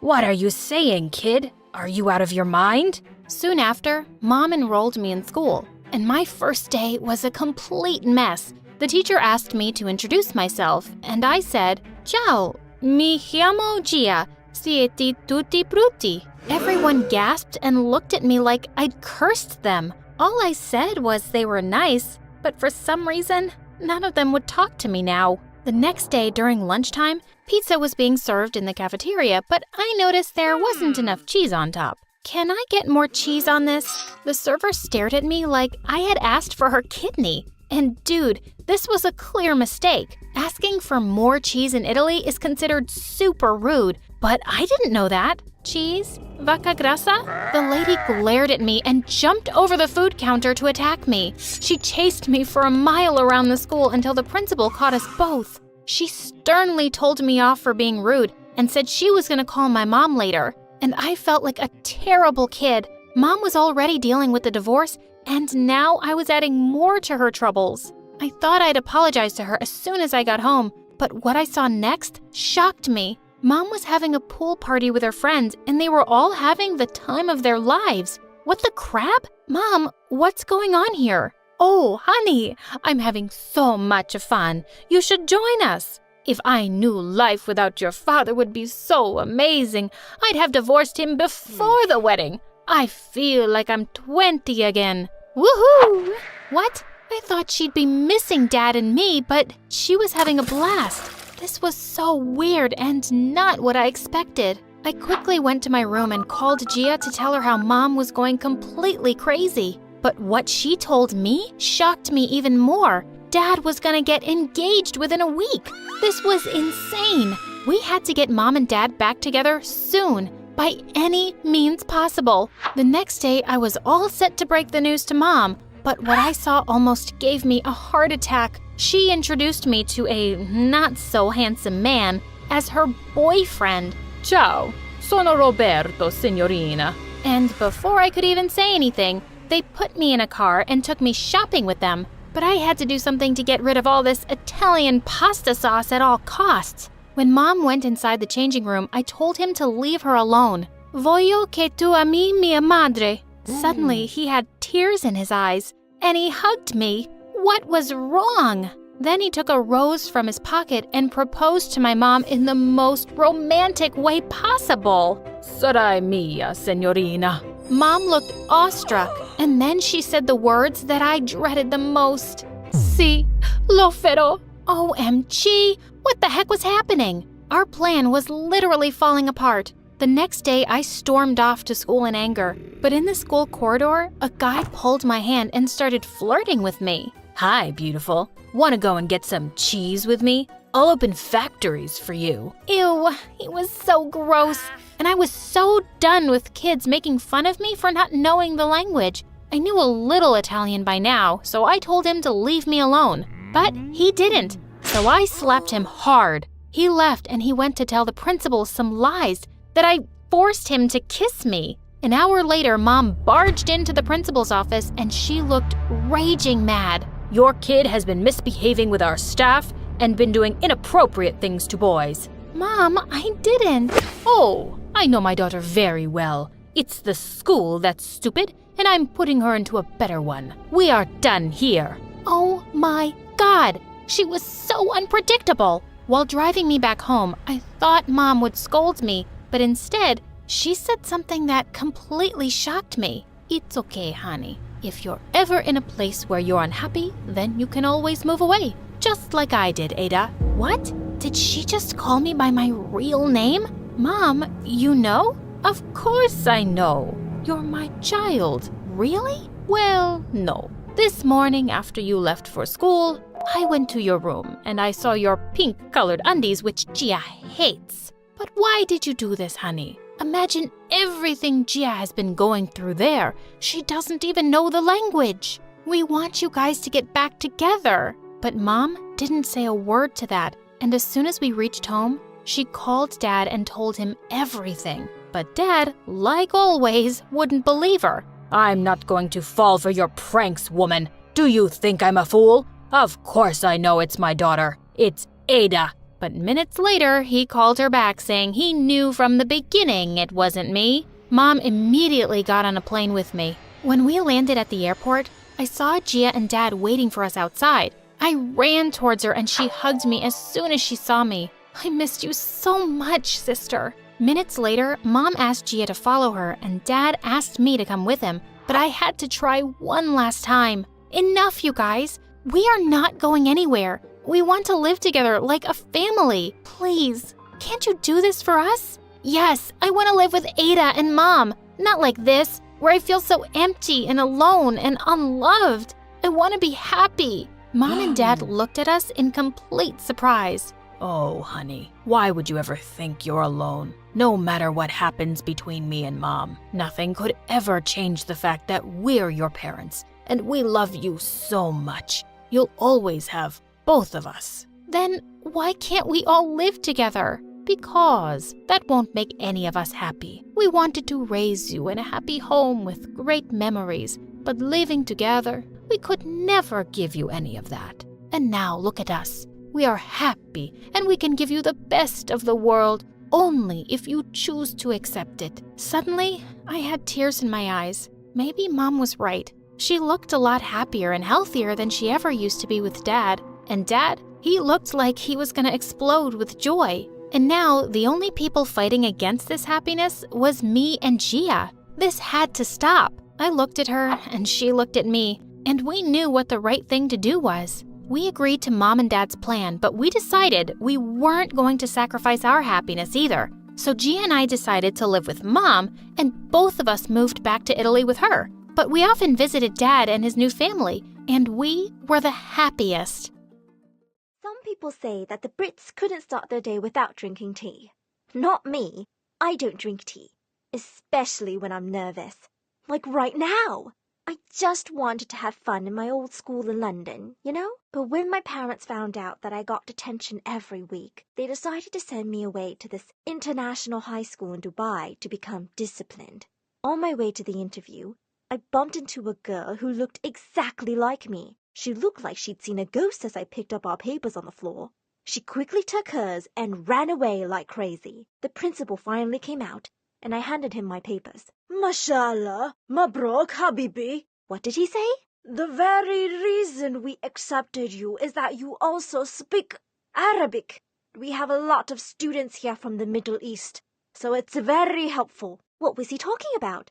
I didn't know how to speak Arabic. I was about to clear things up when he handed me my transferee handbook before leaving like there was a fire in the building. I looked down the paper and saw one teeny tiny problem. The name written on the top was Layla. That wasn't my name. Apparently, I got my papers mixed up with that girl I bumped into. What should I do now? Hi, my name is Lara, and this is my story of how this little misunderstanding almost ruined me. But before that, Please like and subscribe. As soon as I stepped out of the office, a beautiful girl suddenly dragged me to the janitor's closet, and before I could even blink, she started kissing me.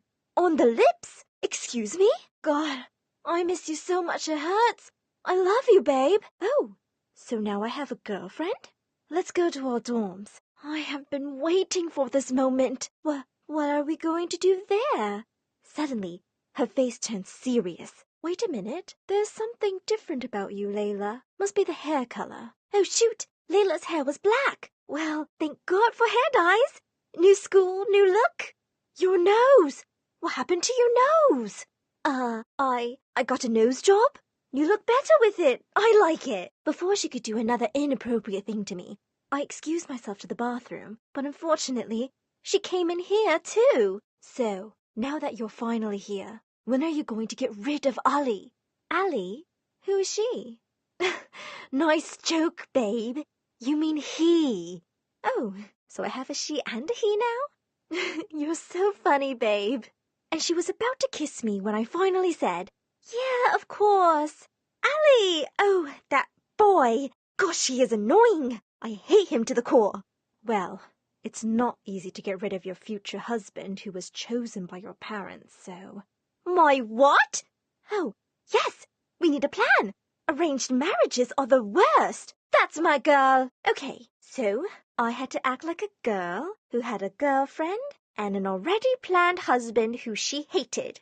Sounded easy enough. I had to find Layla. I spent the whole day looking for her everywhere, but the girl seemed to be suddenly erased from history, leaving me with no choice. On my first day, I was in my locker with my girlfriend when all the girls went crazy all of a sudden. I turned around and my world stopped when I saw the most handsome boy I have ever seen in my life. And oh boy, he was giving me that heart-stopping smile. Habibi, skip school and hang out with me? I didn't understand a word he said because I was practically drooling. My girlfriend whispered, Babe, what are you doing? You hate him, remember? Huh? So this was Ali? My future husband? Get a grip, Lara. He's Layla's future husband, not yours. Dream on, Ali. I hate you. Mashallah, you look even more beautiful than the last time we saw each other. My girlfriend looked like she was about to spit out fire when Ali tried to hold my hand, but in order to avoid chaos, I immediately slapped it away. No touching before marriage. My parents would kill me. Ali just gave me a grin and whispered, But we already did things more than that, remember? We did what? Oh my God. Who was this Layla?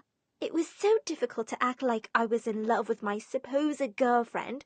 I still didn't get a chance to know her name, by the way, and to hate this charming boy.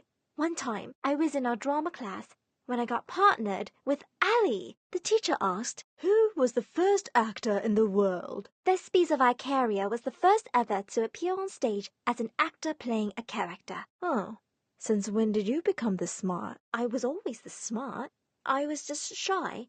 The play started, and it was so awkward because we had to act like lovers. Girlfriend was nearby and kept giving me death glares. I was literally hugging and kissing the air instead of him. After the play, Ali looked so sad, so I made a note through a paper airplane and flew it towards him. He smiled widely as soon as he read the note and threw me a flying kiss. I swear I almost fainted. The next following days were even crazier. One time, after all our classes, I went straight to our dorm, and girlfriend was already waiting on my bed, looking really excited. I've been waiting for you. Let's play a game. What game? She suddenly took out a chessboard. She looked horrified when I checkmated her in 3 moves. How did you become an expert in just a month? Practice makes perfect, babe. Oh, I think I have fallen in love with you more. She jumped onto me and was about to kiss me again when the door suddenly barged open and poured in Ali. Girlfriend immediately pretended to braid my hair. Marlish, I forgot to knock. I'm just wondering if Layla is free? No, can't you see we're having a girly time here?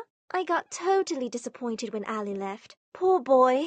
That guy is getting weird. He literally told your parents that you're not his type, but he's extra sweet to you nowadays. So, Ali also hated Layla? Oh, babe, you're just overthinking. Come on, let's sleep already. I couldn't sleep. I'm having nightmares lately. Can we share beds tonight? Why not? You're my girlfriend. She immediately jumped next to me, and I swear I wasn't able to sleep that night. She thought my tiny body was a giant teddy bear, and she was literally breathing next to my face. One night, I received a message from Ali. It seemed like an emergency, so I sneaked out to the rooftop, only to see him standing on the ledge. Come, I will show you the world, my Layla. You have a magic carpet? An upgraded one. I was stunned when a helicopter appeared from behind him. He offered me his hand, but I still chose to not touch him, just in case girlfriend was watching. The next thing I knew, Ali was already touring me around the beautiful city, and it was one of the best nights of my life. I got really dizzy when he brought me to his palace-like house and saw his pets. I never thought that I'd actually be in love with you. I felt lost in his eyes when he tried to touch my face, but he changed his mind and withdrew his hand. Poor guy thought I was going to slap him. I was still having a great time with him when I saw 58 missed calls on my phone. I thought they were from girlfriend, but no, they were from Thomas, my ex-boyfriend. That guy was a cheater and a gold digger. But what does he want? Ali walked me back to my dorm building, and I froze upon seeing someone who was waiting for me. Babe, finally! You're home! I panicked when Ali's smile disappeared. Who is he, Layla? No. Think, Lara, think! He's Jazim. He's the cousin of the sister of the wife of my brother, and you met him in a family reunion a year ago. Remember? Hamdullah, I thought he was a suitor or something. I'm relieved. I threw a warning glare at Thomas, and thank God he understood it. Hello, brother. I'm the cousin of the sister of the wife of her. Yeah, I heard it the first time, brother. Ali seemed to have bought it, and as soon as he left, I immediately confronted Thomas. You came all your way here to get back together with me? Ew, girl. Dream on. I just need some money. I'm dating this awesome chick in this town, you know? Then don't ever call me babe again. I gave him some bills, but the jerk didn't leave yet. I need more. I pretended to be your relative, so there's a talent fee for that. Was he for real? Your new Arab boyfriend looked very rich. Maybe he can give me a gold bar? I took off my shoes and threw it at him, finally sending him away. When I came back to my room, girlfriend was crying, and the sight broke my heart. I felt like I cheated on her. Babe, I just went on a walk with Ali. I swear there was no touching. You promised me that you will never be swayed by Ali's charms and gestures. You can't even tell me you love me anymore. I'm not Layla. Huh? I'm not your girlfriend. I'm a different person. Yes, you're a different person for sure. No, I mean for real. I will show you my ID. It's crazy, but trust me, we are not related. She's like my Arabian version. I told her everything from the start, and her crying intensified. Then where's my Layla? That's what we're going to find out. But first, could you please tell me your name? Girlfriend suddenly burst out laughing. I'm Rosie. And you? Lara. It was nice to finally meet you, Rosie. We went to Layla's favorite places, but she wasn't there. She even called Layla's family and friends, and they all thought Layla was doing fine in school. She also started looking for clues Layla might have left for her, but she found nothing aside from Layla's bra in her bag. Sorry, we used to borrow each other's stuff, you know? Yeah, I know. It's cool, babe. She told me to continue my act until we found Layla. Everything seemed fine until the homecoming dance. Me and Rosie spent the night together, and Ali was just looking at us like a sad little puppy in one corner. I felt really bad. Suddenly, a familiar voice talked to the mic on stage. Laura, babe, where are you? I need you. Oh my God! What was he doing? I was about to escape when he called out my name. There you are! Why does he keep on calling you babe? I thought he was a relative. Thomas walked up to us and answered Ali. Sorry, dude. I'm actually her boyfriend. No! He's my ex! What do you want, Thomas? Everyone was watching us, and I swear I wanted to cry from the embarrassment. That chick dumped me, and my money's not enough to go home. You have extra cash? Oh my God! Leave me alone, Thomas! Ali suddenly called his bodyguards and told them to bring Thomas back to London using his private jet. Don't ever come back and mess with her again. Whatever. Ali turned to me with a furious look on his face. He just called you Laura. Who really are you, woman? I guess my act was finally over. Suddenly, everyone gasped as they turned to someone who just showed up. It was the real Layla. Now there were two of us. I'm the real Layla, and that girl's Lara. We unintentionally switched places because our papers got mixed up. So she was also here the whole time pretending to be me? I'm so confused right now. Layla walked up to Rosie and held her hand. I'm sorry, Ali, but I have finally decided. I'm in love with Rosie. We have been together for 3 years now. You can tell my family if you want. I'm ready for the consequences. So, you're into girls. It's fine. I didn't love you anyway. Ali walked up to me and gave me a loving look. Until this woman took your place. I think I just fainted inside. Go get him, babe. It's nice to meet you, Lara. Will you be my date tonight? I mean, will you be my future wife instead? Ali, it's too early, isn't it? We're only 17. The boy looked like he was about to cry, but I'm not complaining. He suddenly smiled like a happy schoolboy. So, can I touch you now? His question made me laugh out so loud. Oh, come here, sweetheart.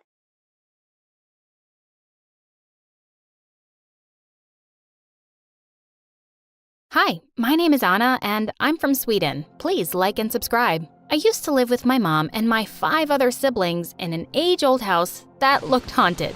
And my mom is no less than a witch. Where the heck is everyone? This house is a mess. I'm out for like 30 minutes and you turn it into a pigsty. Well, having 6 kids was no joke, but I was the oldest one, and when anything bad happened, it was all on me. My diamond ring is missing. Who took it? Everyone pointed at me like I was some thief. No, Mom, I didn't even see it. Oh, so now you're blind? No, I just didn't see it.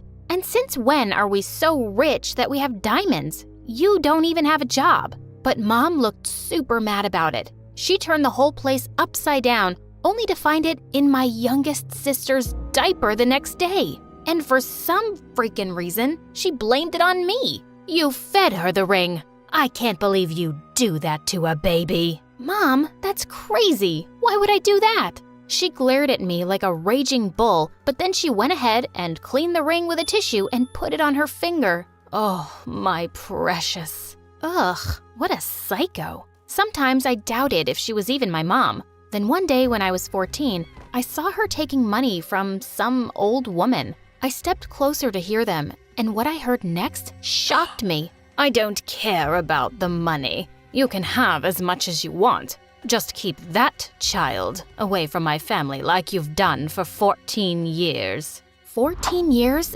And child? Could it be that she was talking about me?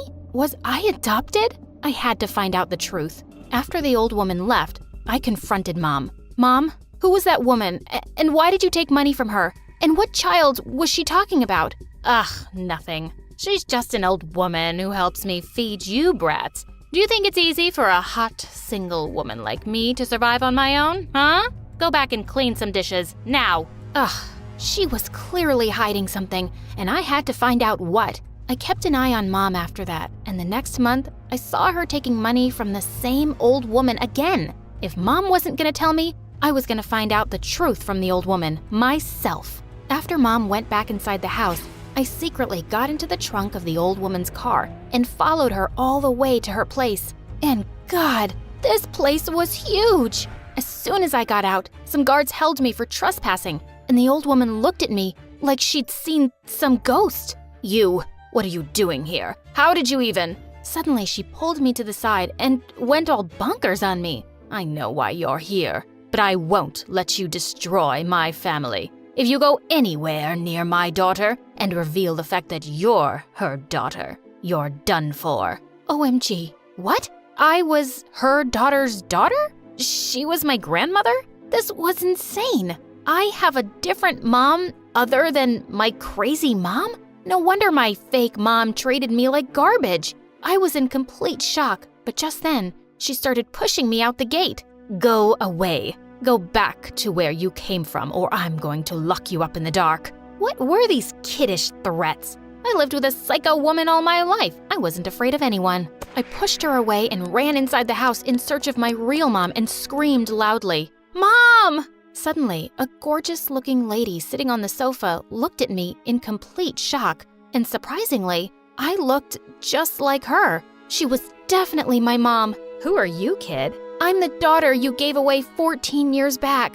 Gave away? What are you saying? I have no idea. So you didn't give birth to me 14 years back? Oh my God. But how? How is this possible? She looked just as shocked as I was, but then suddenly she came and hugged me. I can't believe this. You look just like me. But the doctors told me you were a stillborn child. Where were you all this time, and how did you find me? But before I could say anything, Granny pulled me away. Oh, you're scaring the poor child with so many questions. She looks so tired. Come, love, I'll show you to your room. She quickly took me into a giant room and pushed me onto the bed. So it was you. You told Mom I was a stillborn child and kept me away from her all these years? Why did you do that? It's good enough that I'm allowing a rat like you to stay in this palace. And now what? You need answers too? Listen to me, kid. Keep your mouth shut and do as I say, or I'll stop sending money to your family and all your little siblings will starve. What an evil witch! I decided to keep quiet for the time being and find out what was really going on. Later that evening, when I went down for dinner, I learned I had a sister, Maria, who was a year younger than me. Mom invited me to sit down next to her and started asking me again how I'd found her. With Granny glaring at me, I made up a story about how I'd traced my family history on a website. That sounds like complete rubbish. What website? Get a DNA test and prove it. No, that's not needed. I know she's my daughter. Look at her. She's every bit like me. We don't need any proof. Suddenly, Maria dropped a bowl of soup all over me. Oh, I'm so sorry. It just slipped. Let me take you to the washroom. She took my hand and walked towards the washroom. But the minute we entered it, she turned into Satan. This time, it was just a bowl of soup. Next time, it'll be you in a pot of hot boiling soup. If you don't leave this place right now. Oh my God, this house was full of psychos. But what Maria said was right.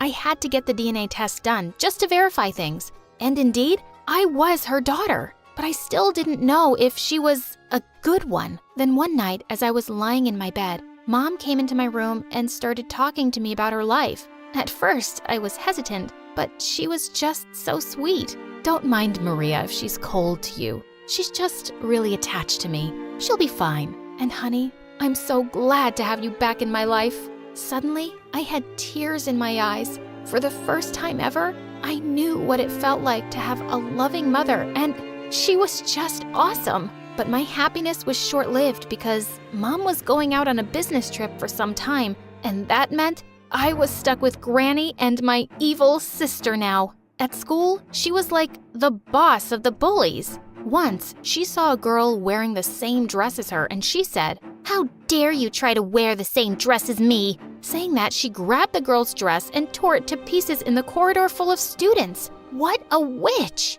Later, after school, she and her minions surrounded me on the playground and started throwing balls at me. Dodge this, moron. You think you can come into my life and take away everything from me? Including my mom? In your dreams, jerk. That was it. I grabbed a ball and threw it right in her face. She fell to the ground on her butt. I have no interest in what's yours, Maria, but I'll rightfully take what belongs to me. And don't you dare think for a second that I'm weak. I picked up my things and went back home, but I knew trouble was coming. A few days later, I was called to the principal's office, and she said I was being suspended for bullying. What? I didn't do anything. I don't even know anyone here yet. Why would I bully anyone? And that's when Maria came into her office looking like a mummy. I'm the one that you bullied and then hit brutally. What the heck? She was such a drama queen. I tried to explain the situation to the principal, but she didn't listen to what I said. I stormed out of there in anger and went back home. But then suddenly a maid came running to me, saying Mom was back and she wanted to see me in her room. I went upstairs, but there was no one. And then I saw her cupboard open and jewels scattered on the floor. I quickly went ahead to pick them up when suddenly Maria and Granny barged into the room along with Mom. I knew it. You're no more than a low-life thief who wants to steal all our riches. Now you're gonna serve in jail, Anna. What? Are you crazy? I was just picking them up. To steal them and then sell them. We know who you are, and we also know that you're not my granddaughter. With that, Granny took out some piece of paper and shoved it in my face. It's a DNA test that proves you're not my granddaughter. So none of your lies are going to work now, liar. What? That had to be fake. But then I looked at Mom, and that look on her face, she was falling for Grandma's lie. And just then, Granny called my fake psycho mom into the room to testify against me too. Yes, she's my daughter. She has a habit of stealing and running away from home, and she keeps having these hallucinations. OMG, how can you even say that? And for what? Money? You're disgusting. Yeah, that's how she acts up all the time. But I have the nurses with me, and we're gonna take her away, don't you worry. What? No. Mom, please, don't listen to any of them. They are all lying. I wasn't stealing, and I am your daughter. I even have the proof. I ran to my room to get the actual DNA tests and showed them to Mom. She looked super confused, but just as those nurses were about to take me, she stepped forward. No, that's enough. Don't touch my daughter. Get your filthy hands off her. But Mom, she hit me and broke my hand. Yeah, liar. The same hand with which I saw you eating like a pig in the kitchen. Mom looked raging mad. She asked everyone to leave and took me back to my room. Mom, I swear. It's okay. You don't need to tell me anything. Just sleep for now. She put me to sleep and went away. But soon after, Granny came into my room with my fake mother. You're so evil. Why did you lie to her? Because I want to get rid of you like I did 14 years ago. But why? Because you were her love child. If word had gotten out, it would have ruined her reputation. I had to protect her. So you gave me away? Your own grandchild? Grandchild, you're just a filthy rat. Enough. I can't believe you'd do that, Mom. How could you? But I did it for... No, stop lying. Stop saying that you do things for me. You kept my own child away from me for all these years and let me think that she was dead? You're mean and evil, and you do everything for your own sake, Mom. Just get out. Get out of my house right now. Mom threw Grandma out of the house and gave my fake mom away to the police for lying and keeping me away from my mother all those years. Oh, honey, are you okay? I'm fine, Mom, and I'm so glad you believe me. Of course, honey. I lost you once, and I can't let that happen again. And I'm sorry you had to go through all that, but I promise I'll make it up to you.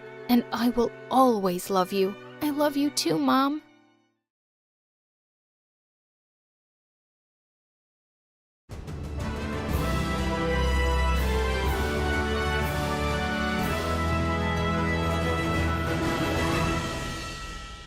I was born on the 1st of January at exactly 12 a.m. Mom says I was looking directly at her and smiled the first time she held me. I was sitting up by the time I was 4 months, walking when I was only 7 months, and talking by the time I was 10 months old. Growing up, I heard people telling my parents that I was special, but I always felt like I wasn't smart enough. That's why I read a new book every day. By the time I was 10 years old, I'd read everything from Shakespeare to Stephen Hawking. Dad, who was a brilliant scientist, always challenged me to do more. But Mom would take my books away at 10 p.m. sharp and switched off the lights. I'd sometimes read by torchlight after she left. But things got out of hand sometimes. I became obsessed with being the best at everything, which is why, in the 8th grade, I couldn't believe it when I found out I was the runner-up in the science fair. I tried smiling for the camera, but I felt so disappointed in myself that I just burst into tears and ran off the stage.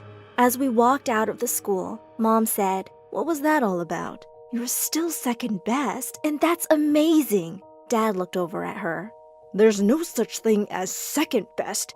You're either the best or you're not." I was sure Dad was right. Or at least, that's what he says. Yeah, I'm such a loser. Why can't I be smarter? As I sulked in the car on the drive home, Mom pulled over in front of my favorite ice cream place. Well, I think being second deserves some celebration. Why don't you go get your favorite sundae, honey? I grinned reluctantly and got out. Just then, I stepped right into an ice cream cone melting on the footpath. I slipped and went flying in the air, landing on the ground with a thud. My head hit the hard concrete and everything went black. Hi, I'm Eleanor, and this is the crazy story of how I went into a coma and woke up a genius. Before I continue, click like and subscribe. As soon as I opened my eyes, Mom hugged me and started crying, while Dad quickly called the doctor. Apparently, I'd been unconscious for 3 days. After examining me, the doctor said I seemed perfectly fine and could go home, but I just felt different. Honey, is everything okay? You seem a bit lost. Oh yeah, nothing. I was just thinking about string theory. String theory? Yeah, I was just thinking that if we express the string theory in 11 dimensions, it leads us to Einstein's relativity equations. Isn't that really cool? Everybody looked at me like I'd gone crazy. The doctor said I was probably babbling because of the blow to my head. Babbling? What she said makes complete sense. How do you know that, Eleanor? Oh, I don't know. I just know. Mom, can we buy some ice cream on the way back home? The next day at lunch, as I looked for a place to sit, I found my math teacher and another professor arguing over something. I'm telling you, I've tried every calculus method in the book. I don't know how to integrate x squared times e to the minus x. Have you tried differentiation under the integral sign? The two turned to look at me in shock. That's brilliant. Do you actually know how to use this technique, Eleanor? I can give it a try. And with that, I joined their table and started solving the problem. When I was done, the two teachers stared at me with their mouths open. Next thing I knew, my parents were called to the principal's office, and the math teacher was going on and on about how gifted I was. After a series of tests, we found out that I had an IQ of 160, the same as Albert Einstein's. I was immediately bumped up a few grades. Becoming a genius was like turning into a whole new person overnight. I only had to read something once, and I understood it perfectly. Complex physics concepts and math theorems just all started making sense, and I was fascinated by everything I was learning. I could solve all sorts of problems at warp speed, and it felt amazing. One day, the guidance counselor told my parents to apply to a great school for gifted students in Finland. I applied and was accepted within a week on full scholarship. And before I knew it, I was flying over to Finland. My mouth dropped open as the cab drove up to the huge castle-like school building. Waiting at the main entrance was a jolly-looking man who smiled at me as I stepped out. Well, it's nice to finally meet the little genius from Chicago. I'm the principal, Mr. Aaron, and we're very excited to have you here. An IQ of 160? Amazing! He was really kind and welcoming. The next day, as I went to my first class, I noticed the other kids looking at me curiously, but there was one girl who did not look happy to see me.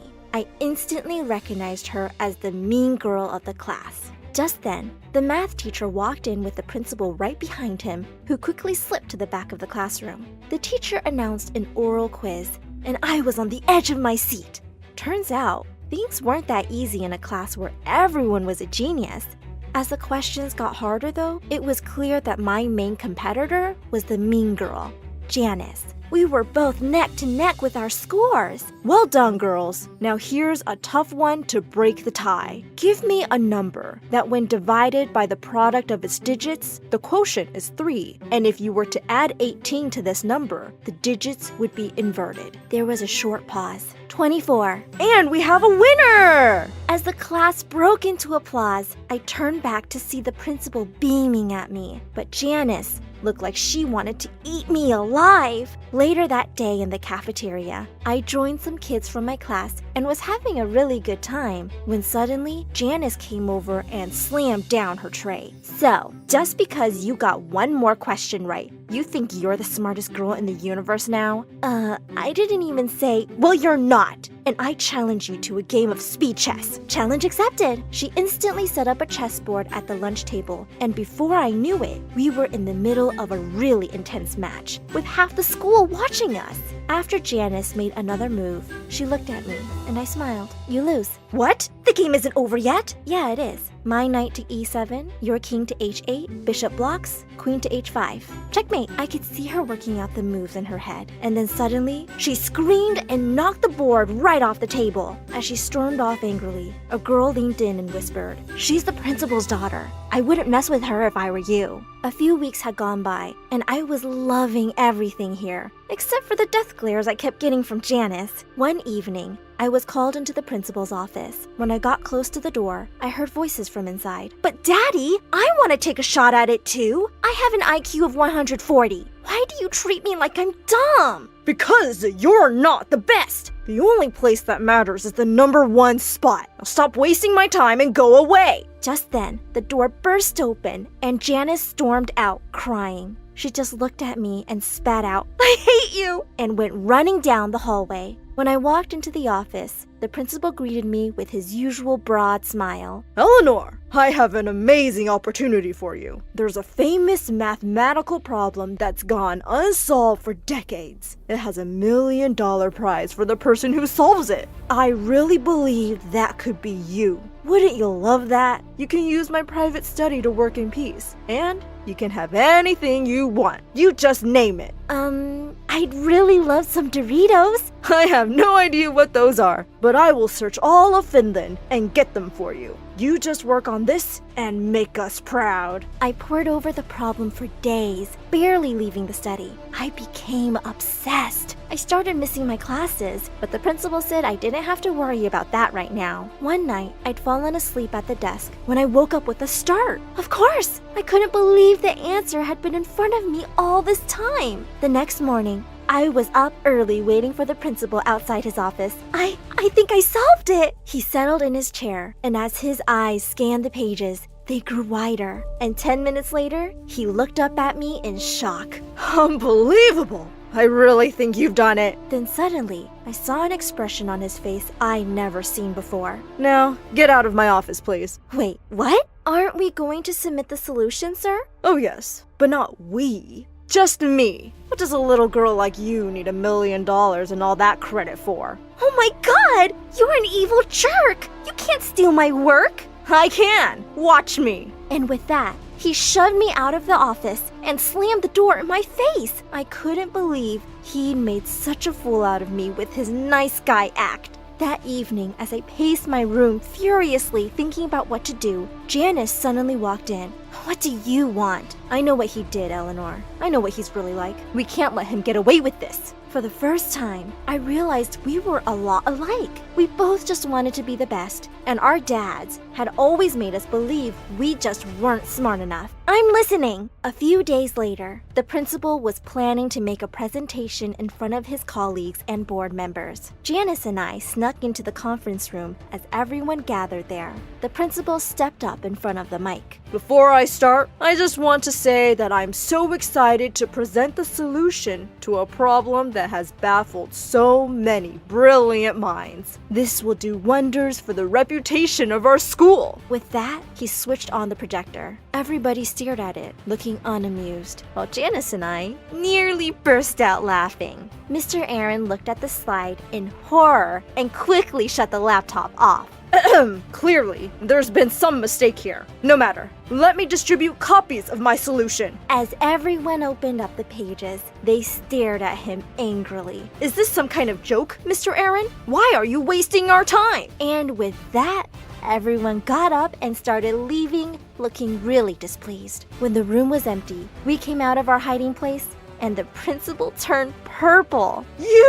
You stole my paper and changed the slides. No, you stole my paper, and we just took it back. And it's already on its way to be reviewed by the country's mathematics board under my name. and he screamed in rage. Janice and I walked out arm in arm. At the door, Janice turned around. Daddy, put a password on your laptop next time. I know your IQ is only 126, but that was kinda dumb, even for you.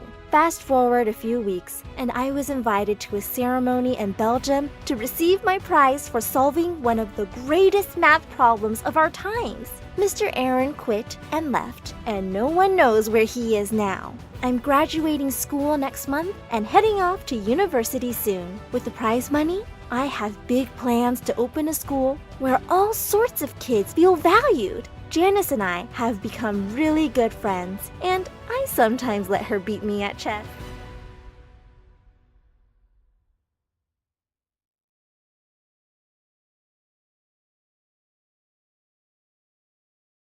I never knew why, but I always seemed to annoy my parents. It wasn't as if they didn't like kids. They absolutely adored my brother John. He was always being showered with expensive gifts. In my case, they never even remembered my birthday. On my 10th birthday, I came downstairs and saw a tiny wrap box on the kitchen table. I ripped it open, only to have Mom walk in and snatch it away from me. That's not for you. Look, she's torn the wrapping. Just then, John walked in, and they were all smiles. They handed the box to him, and inside was a key to a Porsche. He screamed in delight and followed them outside. He jumped into his new car. Mom, Dad, let me take you around the block with this baby. And they were all off together.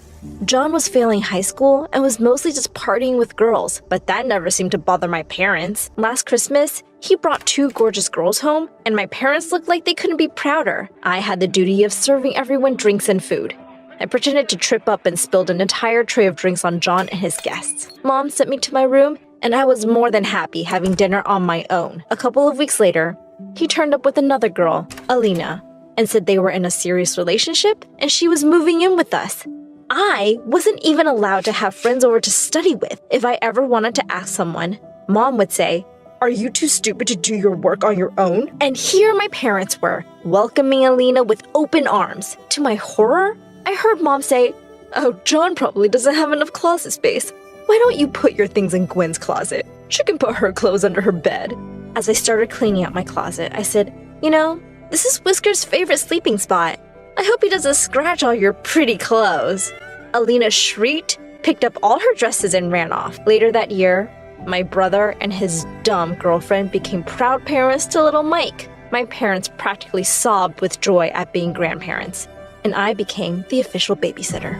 Anytime they were heading out to a party, they'd dump the baby on me and tell me they'd be late, which usually meant I'd be staying up till 2 trying to juggle schoolwork and diapers. To make matters worse, Alina was a mess. Mom ordered me to do everything she asked, and she had me running around constantly because, as she said, taking care of little Mikey is so exhausting. One time, she sent me to get her favorite Chinese takeout, and suddenly the paper bag ripped and all the food boxes fell out. I stood there staring at the mess for a minute, and then I just scooped up the noodles from the pavement and put them right back in the box. She didn't have to know.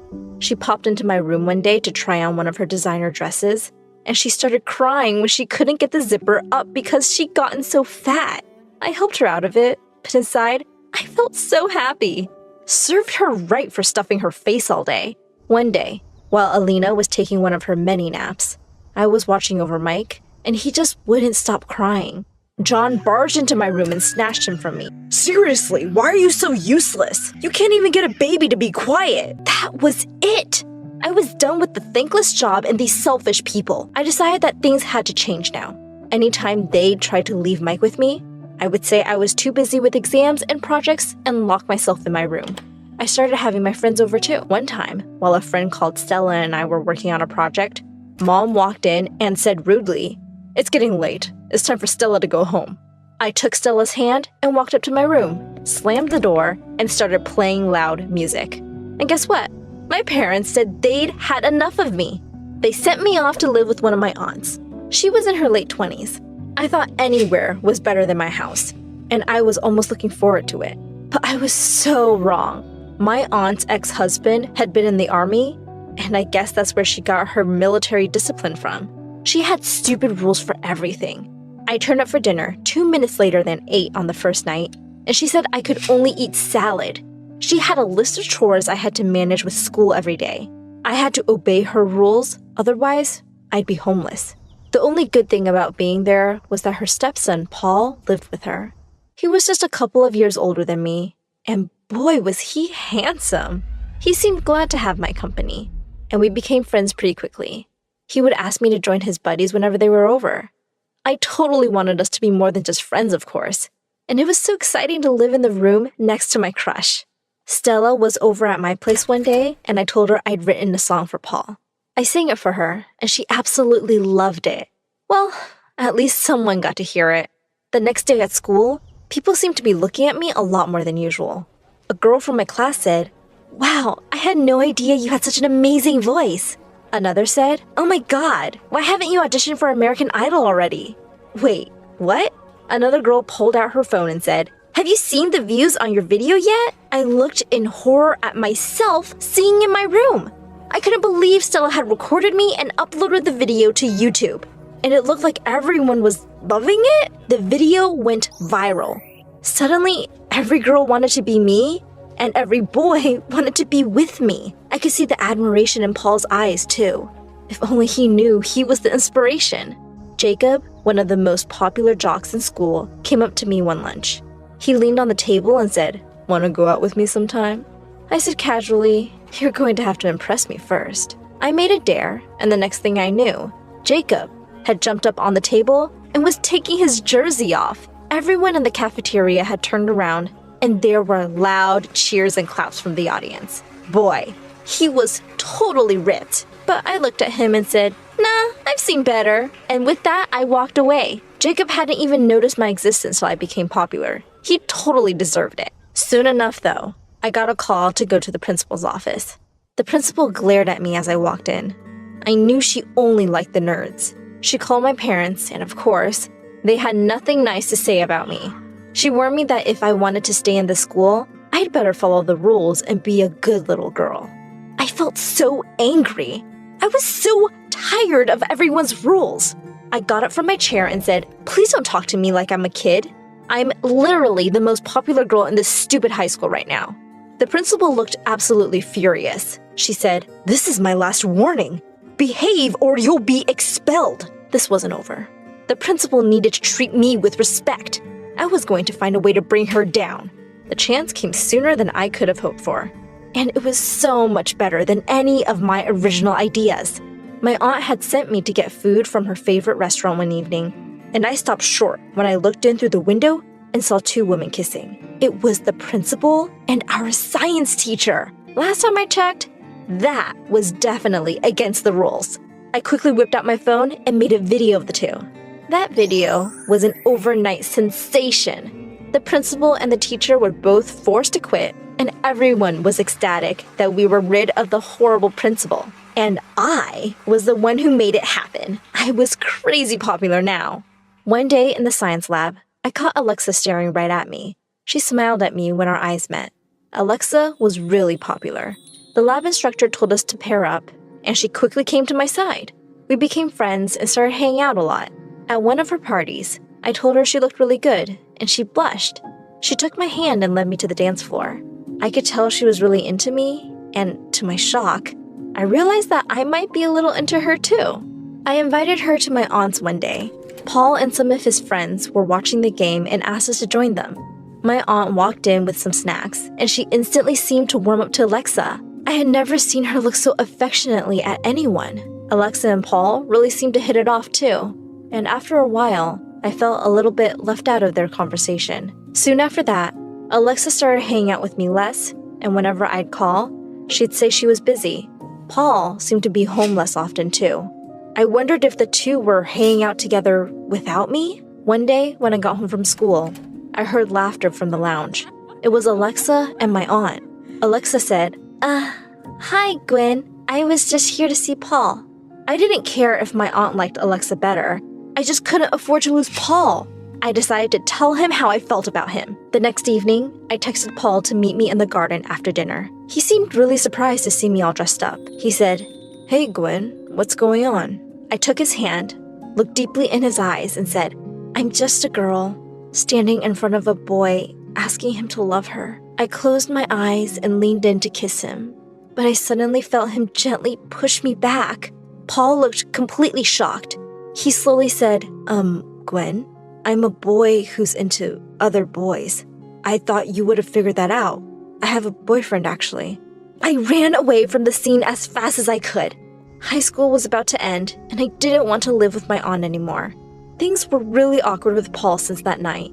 And besides, I was making enough from my YouTube singing videos to afford a small apartment on my own. One afternoon, the doorbell rang, and I was really surprised to see that it was Alina. She'd lost a ton of weight and looked fab. She said she needed my help, so I reluctantly let her in. She said, "Your jerk brother cheated on me." She and John had broken up, and my parents had sent him away to join the army. They were taking care of Mike. Since Alina's parents had stopped talking to her after she got pregnant, she had nowhere to go. She begged me to let her crash at my place till she could figure something out. I could hardly say no to that beautiful face, so I agreed. I thought I'd hate having her around, but I guess not being with my brother made her less of a jerk. In fact, she was going out of her way to cook my favorite meals and kept the house clean. I realized she was really good company. She was great at styling and helped me look amazing for my videos. One evening, I came home to a candlelit dinner for two. Alina looked stunning. Suddenly, she pulled me in for a kiss, and I kissed her back. We were super happy together. Our video series became more and more popular, and we were now a famous YouTube couple. We were making really good money, and we moved into a bigger house. Alina asked me one day if I'd have dinner with her sister. I knew she really missed her family, so I happily agreed. When her sister arrived at our table, I almost fell off my chair. It was Alexa, and she was with someone. It was my aunt. Needless to say, that was one awkward dinner. I just wanted to put the past and these people behind me already. I spoke too soon. Just a few days later, I got a text from my brother saying he wanted to come see us. I was curious about what he wanted, so I invited him over. The next day when he turned up, he looked around the house and said, "Wow, Gwenny, you've done really well for yourself." Just then, Alina walked in and sat down next to me. John looked a bit angry. I said, "Yes, as you can see, I have a much better life than you. I have everything you could possibly want." He forced a smile and said, "Well, yes. So here's the thing. I have a great business plan. I need $100,000 for it, though. Can you lend me the money?" Why was I not surprised? I said, "I'd rather throw the money in the gutter than give it to someone as selfish as you." That seemed to be too much for him. He jumped to his feet and shouted, "No matter how rich or famous you get, Mom and Dad will always like me more. You will always be alone, no matter what you do." With that, he stormed out. I smiled at Alina and pointed to the camera that had been running the whole time. I uploaded the video to my channel and told my viewers all about how my family had mistreated me. A few weeks later, my parents showed up with Mike. Turned out, John had sunk all their money in a stupid business investment and had come to ask me for money to pay his debts. He couldn't get a loan from anywhere, and they had to sell their house. They cut ties with him completely now and begged me to help them. I couldn't forget how they treated me, but I was better than them. Plus, they had looked after Mike all these years. I forgave them, and Alina and I moved them into a separate wing of our mansion. At our grand New Year's party, Alexa came by looking absolutely stunning. Apparently, she was no longer with my aunt. She kept flirting with me all evening and was conveniently by my side when it struck 12. She said, "I guess I'll have to kiss you now." I pushed her aside and walked off. I joined Alina on the balcony and took her hand. I said, "The best thing to happen to me is you." She smiled and said, "My life with you is just perfect." And we kissed under the stars.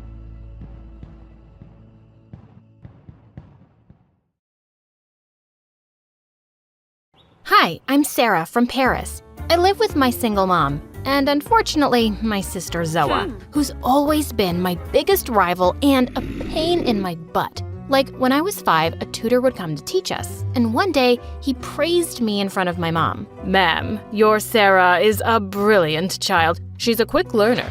She can understand a concept in just an hour. But for the same thing, Zoa takes 3 days. Zoa couldn't tolerate this and hit me hard on my head with the notebook. Before I could react, Mom yelled at her and grounded her for a week.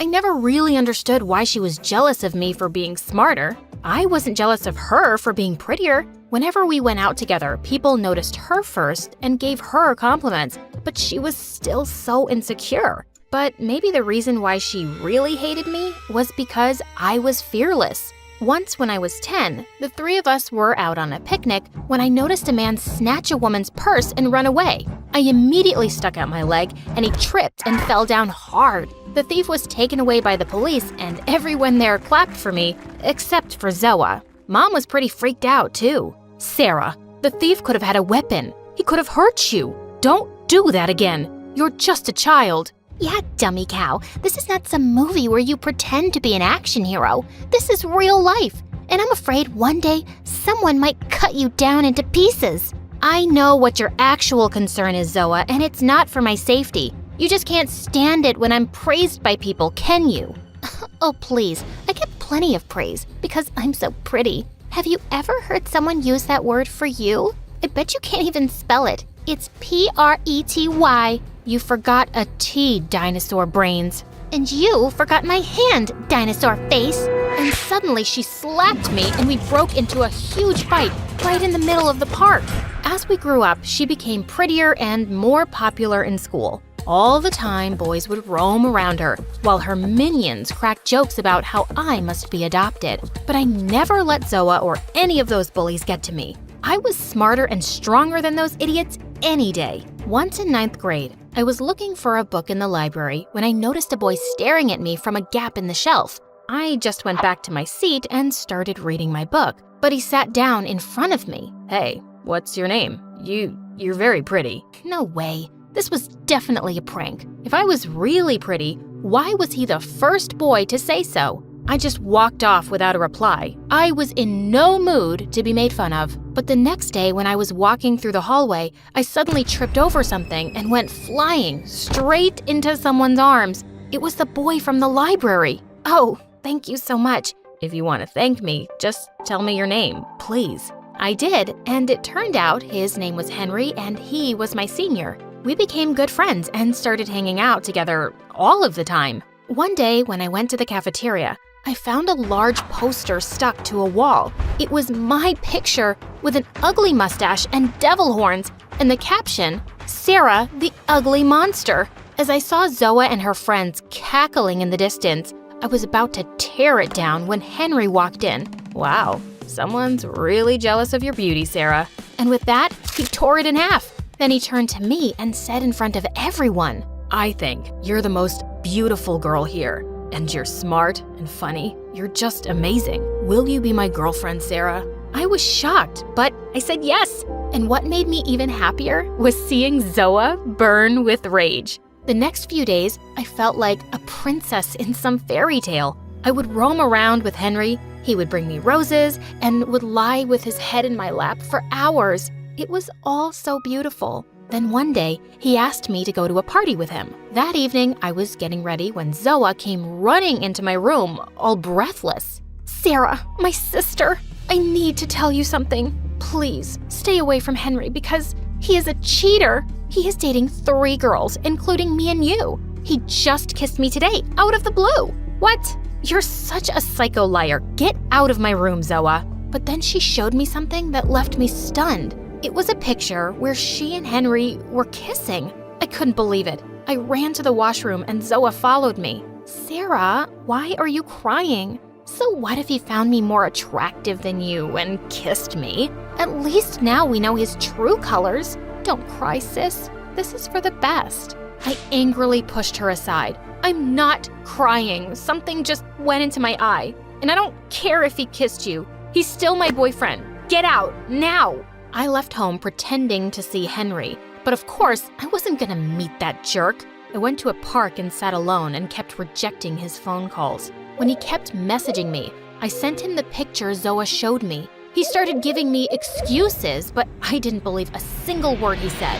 After an hour, I went home as if everything was perfectly fine. The next day in school, I was sitting on the bleachers when someone tapped on my shoulder. It was Henry. Just as he began speaking, I grabbed him by his collar angrily. Listen, I told you yesterday. But then suddenly, I spotted Zoa looking at us, and I immediately pulled Henry close and kissed him. When Zoa left, I pushed him back hard. Listen, I told you yesterday to stay away from me. I don't want to see your face again. But Sarah, I swear I never cheated on you. I was just having my Coke when Zoa came out of nowhere and kissed me. I was really angry with her. It takes 2 people to kiss, and you were one of them. So just stop lying and leave me alone, cheater. I put my fingers in my ears and walked away from him. But that night, something really strange happened. We were all asleep when we heard Zoa screaming. We ran to her room to find a boy in Zoa's room, and she was beating his butt with a stick.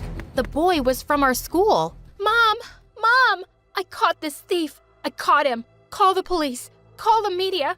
I'm so brave. I'm a hero. I'm not a thief. I'm Zoa's freaking boyfriend. I just came to see her and she went bonkers on me. Crazy girl. Oh, also, Sarah, she kissed your boyfriend and told me to take pictures of her doing that. He was so mad at her. In case you didn't know, your sister's a psycho.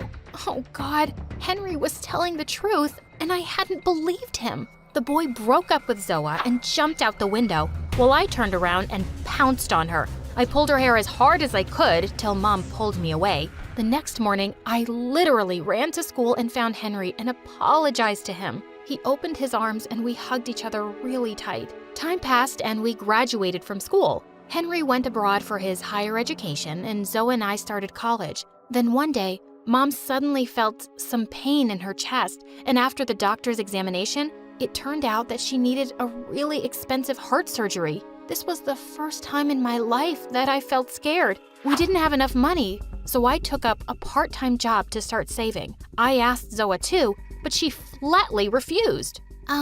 Sorry, but a princess like me can't work. Look at my hands, so soft and delicate. I'm not spoiling them. No, you're the Tarzan of the family, the strong one. You got this, girl. And just like that, she walked off. Just a few days later, I heard Mom screaming. I ran to her room and she was standing in front of some empty drawers, asking me where all her jewelry had gone. I had no idea, and we marched straight to Zoa's room. She wasn't there, but a note was lying on her bed. Mom, Sarah, my journey with you people ends here. I can't live with poor, depressed people like you anymore. Mom, please make Sarah the heir of this damaged house because I like mansions only. I'm taking all the jewelry as memories of you, Mom.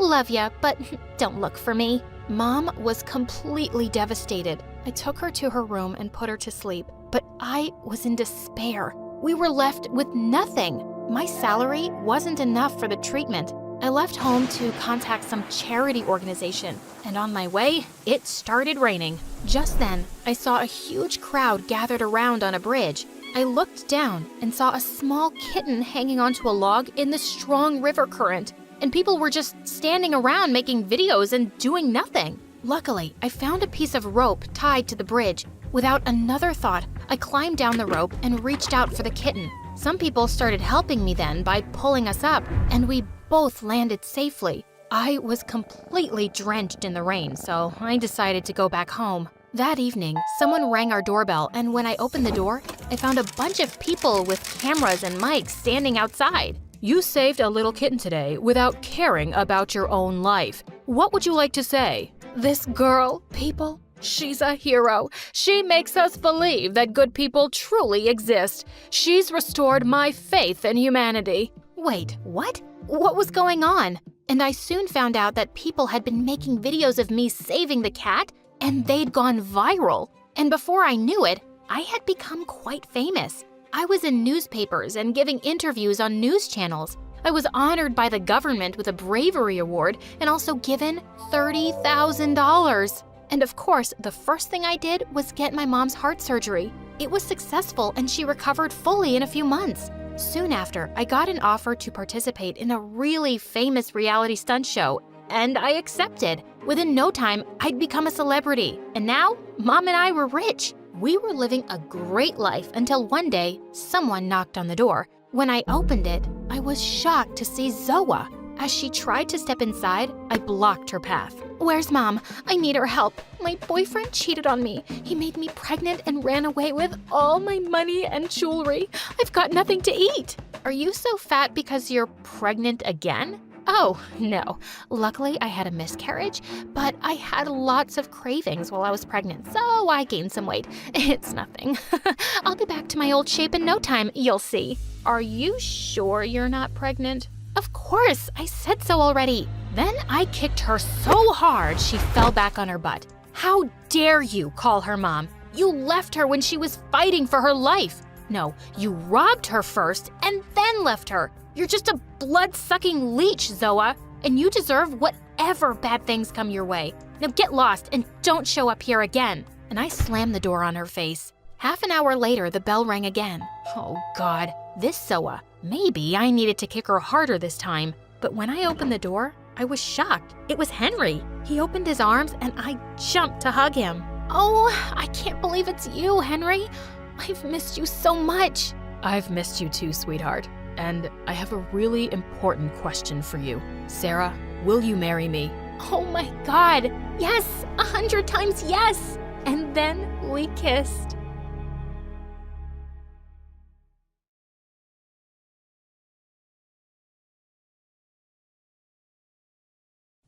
When I was 5 years old, I was playing alone near the road when suddenly, a bus full of kids stopped next to me. A tall man with a bushy beard came down. He knelt down next to me.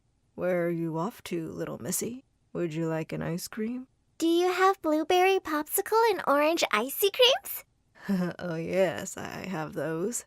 I have everything. But I don't have money. I'll get it from Mama. It's for free. Just come with me, princess. Free? Why? Are you trying to kidnap me? Suddenly, he tried to grab my hand and pull me towards his truck. I was terrified. Let go! I don't want to go with you! Get away from my girl, you monster! Mama rushed forward and grabbed me while the man turned and ran away. Mama, how did you know I was here? I saw the monster's face through my baby's eyes. My eyes? How? See, mi amor? Mama sees everything you see. She's got the doctor to put a special camera behind your eye so she can always come help her baby. My eyes widened in shock as she carried me home. Mama was the coolest, or so I thought. Hi, my name is Isabella, and I'm a Tico. That means I'm from Costa Rica. I was born in one of its smallest villages. When I was 7, I found a book outside the village doctor's house one day. It was full of lovely pictures. I took it to Mama and asked her to help me read it. Mama snatched the book from me and threw it into the fire. Then she said if she ever saw me reading, she'd make me do all the house chores, alone. Fine, I'd just do it where she couldn't see me. The next day, I snuck out to the village doctor and said, If you teach me how to read, I'll make sure no one bullies your kids for being snobby brats. But before he could even say a word, Mama showed up. I told you, I know everything. Whenever you try to disobey me, I will make you regret it. It was obvious she could see whatever I did, all the time. But what if I did it in the dark so she couldn't see? So every night after everyone went to bed, I would light the tiniest candle in the house and teach myself to read some words. By the time I was 15, I was sure I wanted to go to school in the city. But Mama obviously decided it was time for me to get married. You're lucky he agreed to marry you because, darling, you're ugly. But the day before the wedding, the volcano close to our village erupted. Within hours, we had to leave everything behind and run to San Jose to our Uncle Pablo. On our way, someone told us that my groom had run away with another girl, with all the dowry my parents had given him. When we reached his house, Uncle Pablo immediately pulled Papi to his study, while his daughters, Daphne and Carla, rushed out to see me. Just as I was about to say hello, Carla slapped Daphne and came to me. I jumped back, scared she was going to hurt me. Oh, don't worry, we had a bet. If you're pretty, she would slap me, and if you're ugly, I would slap her. And yeah, I slapped her hard. You are ugly. Then Daphne came and gave me a quick kiss on my nose. What was happening? Aren't you a little cutie? But you look innocent. How can I get you a boyfriend then? A what? What's a boyfriend? It's a guy whose life you'll ruin. I don't want to ruin anyone's life. I don't want a boyfriend. Well, too late. I've already made my decision. They both burst into laughter at the exact same time. Suddenly they stopped laughing and glared angrily at each other. Ooh, sisterly drama.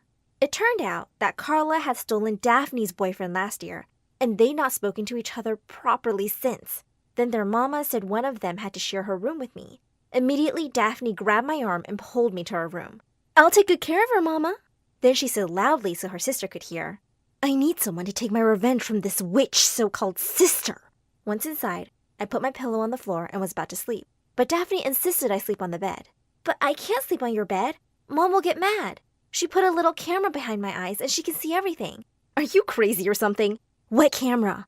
To sleep on the stupid bed, you stupid village girl. Wait, Mom was lying about the camera thing all this time? And I believed her. I felt so dumb.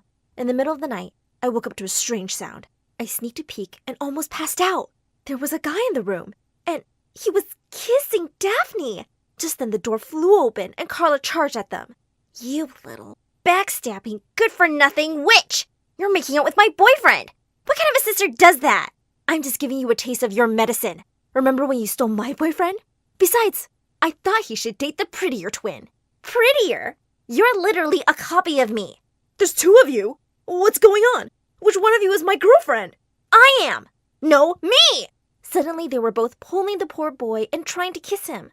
One of them threw a shoe which came flying at me. Ow! Keep me out of your drama, you psycho Humpty Dumpty!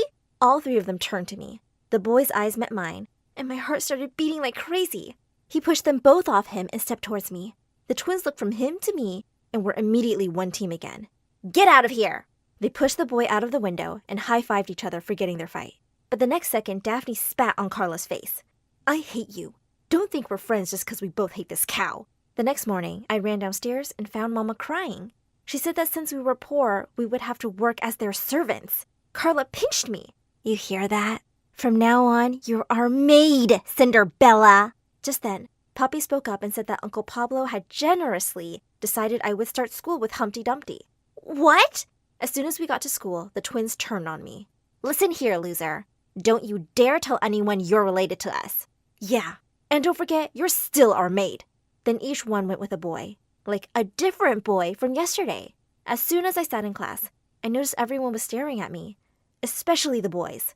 One of them instantly asked for my number. When the teacher came, she spotted me as the new kid immediately and asked about my previous school. I gulped, suddenly nervous. I learned to read and to write.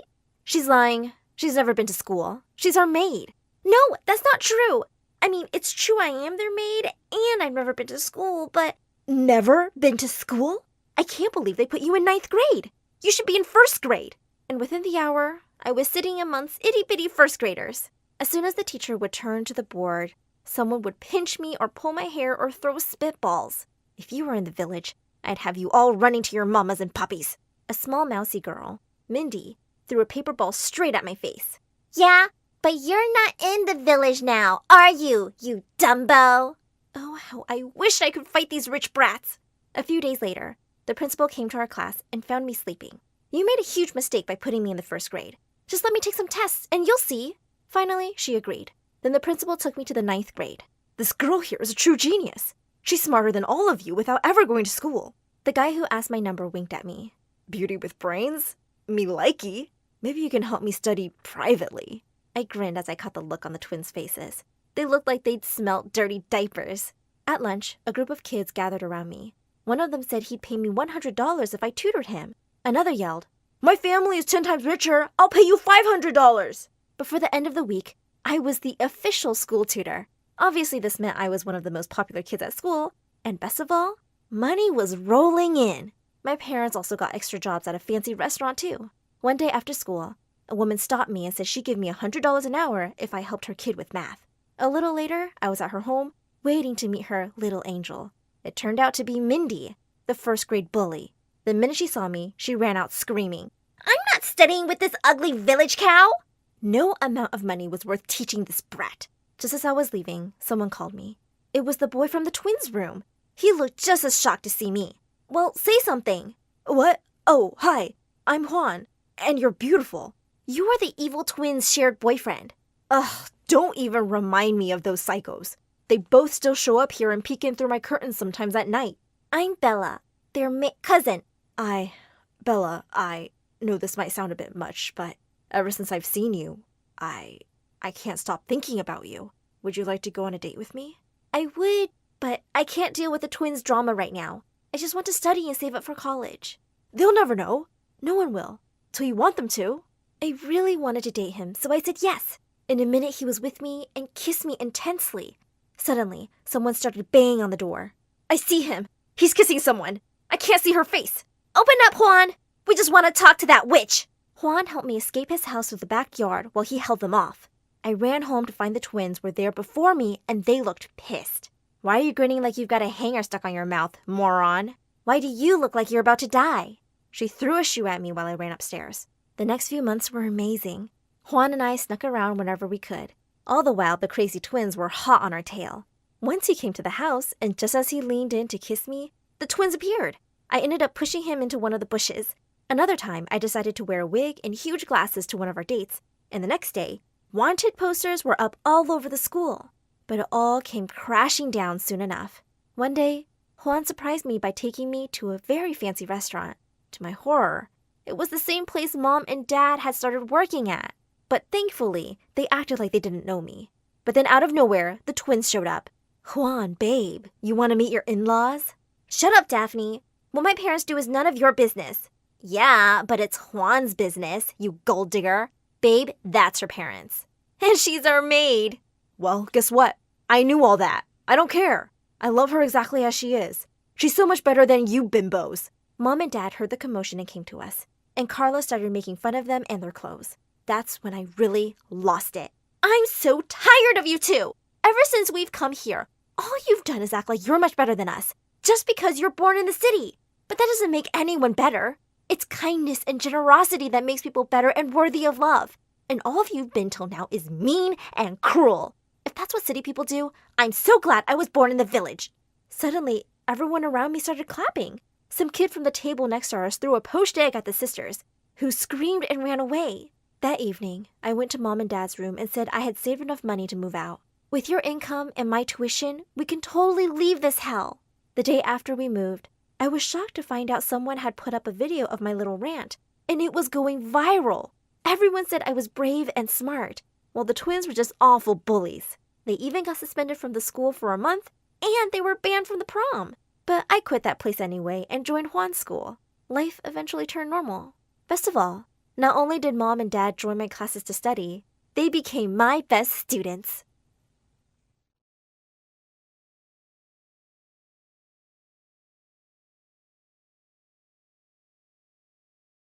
You know that part in a horror movie where you scream at the characters not to go after the monster?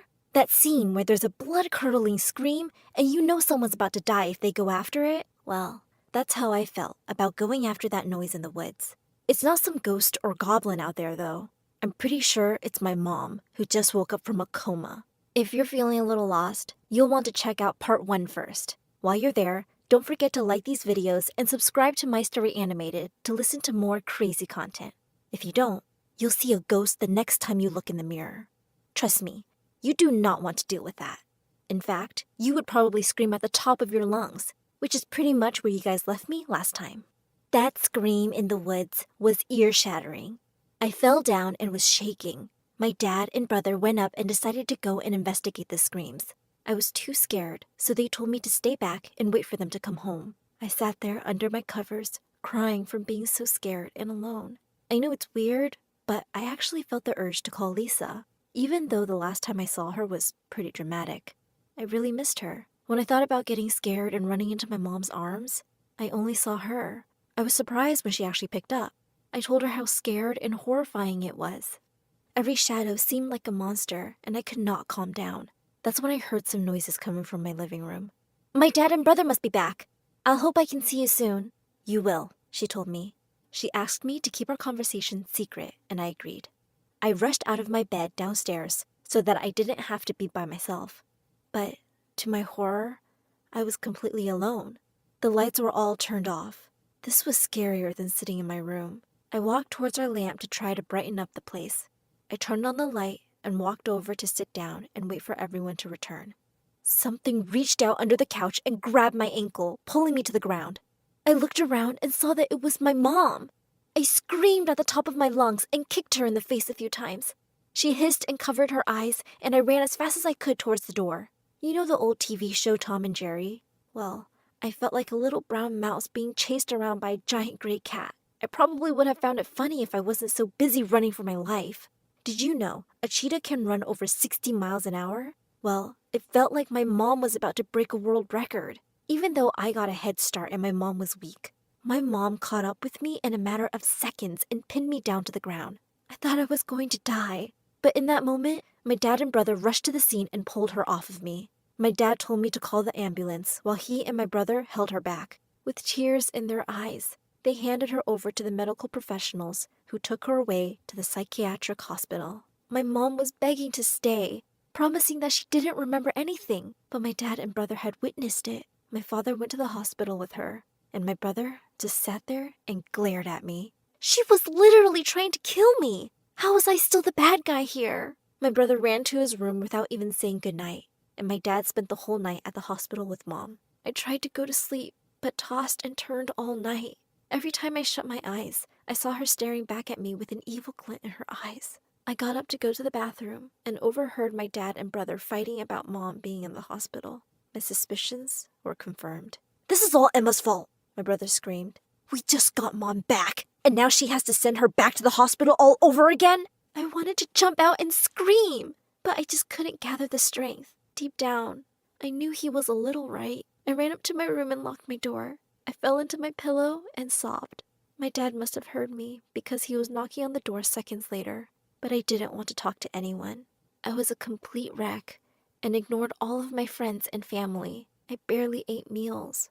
My brother tried to apologize with gifts, and my dad tried to convince me to go out to my favorite stores. Nothing made the darkness inside of me go away. I know that they say time heals all wounds, but it didn't for me. Every day that I stayed like this, I just got a little worse. I was always crying alone in my room.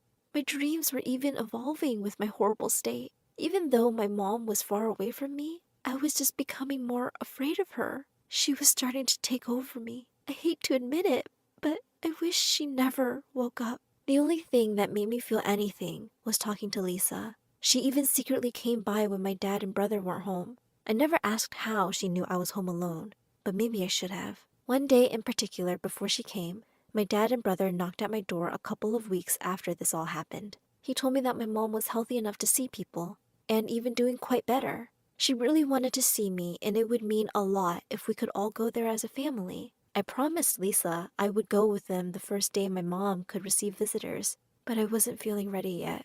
I scoffed and brought up that he and my brother should go alone since that was the only family she wanted. They explained that they were going today no matter what, but I could process it all in my own time. He said they would be back only in a couple of hours, and he was leaving some money for takeout on the counter. Seeing my psychotic mother didn't appeal to me, but ordering a giant pizza to wash my sorrows away, that was my plan for the next few hours. I started walking down the stairs, but froze when I heard a click. This was way too early for them to come home, and I was pretty sure they would not have forgotten anything. Part of me panicked that my mom had somehow broken out of the hospital to attack me. I ducked behind the couch as fast as I could and peeked behind it slowly.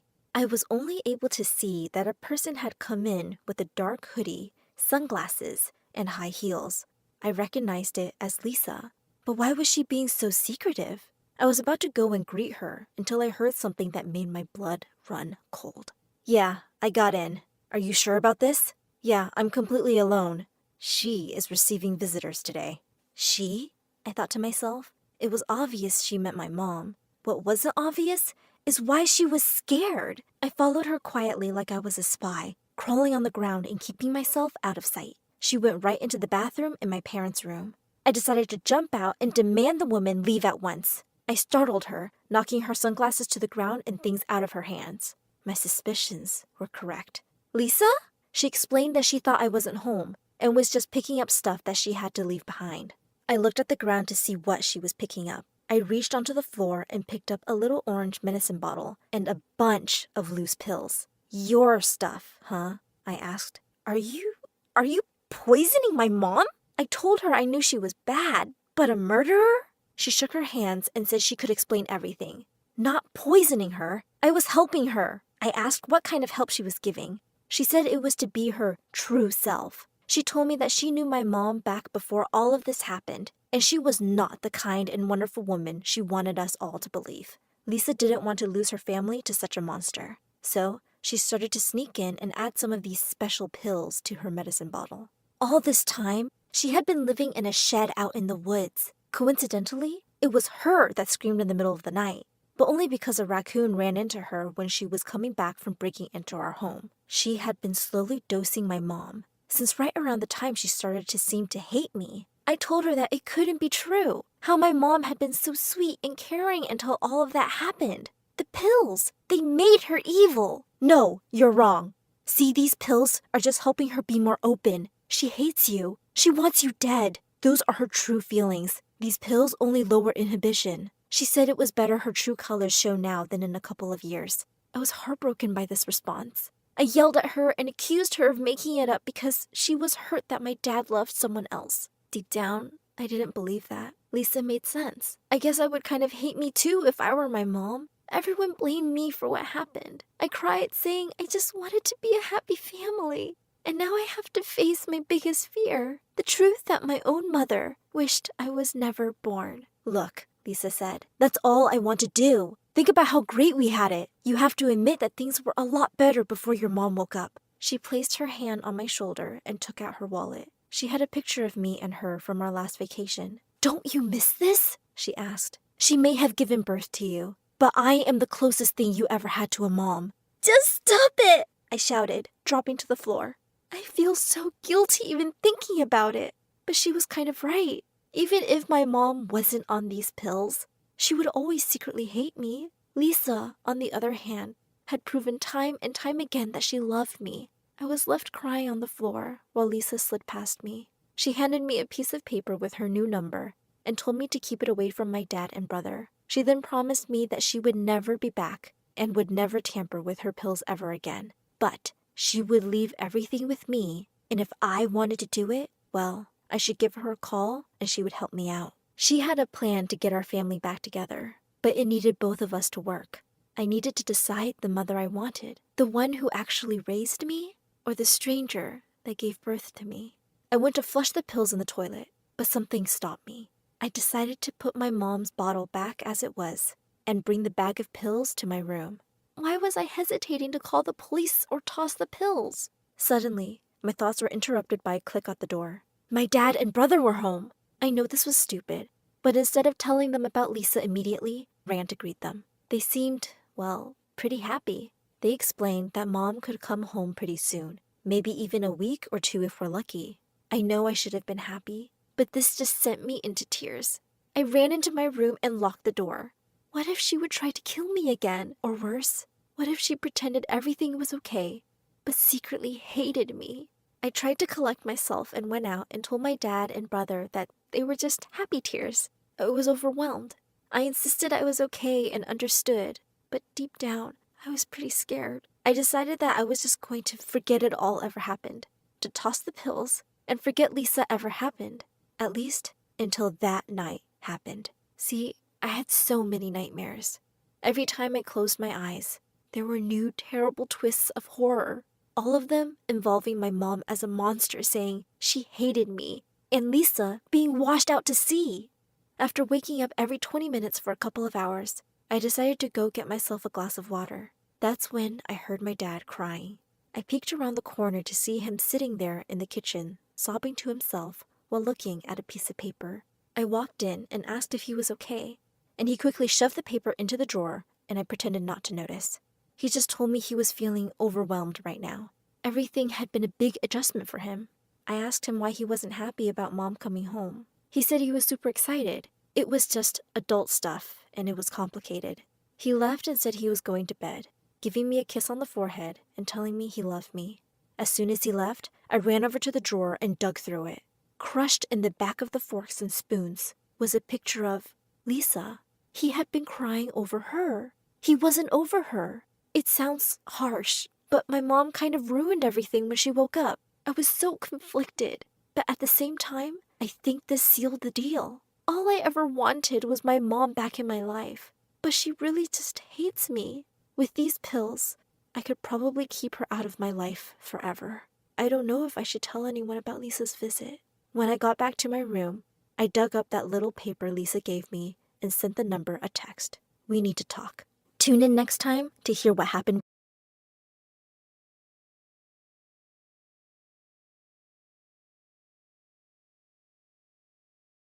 Hi, my name is Brandy, and I'm from North Carolina. Please like and subscribe before I continue my story. The night I was born, there was a huge storm in my town, which led to a complete power blackout.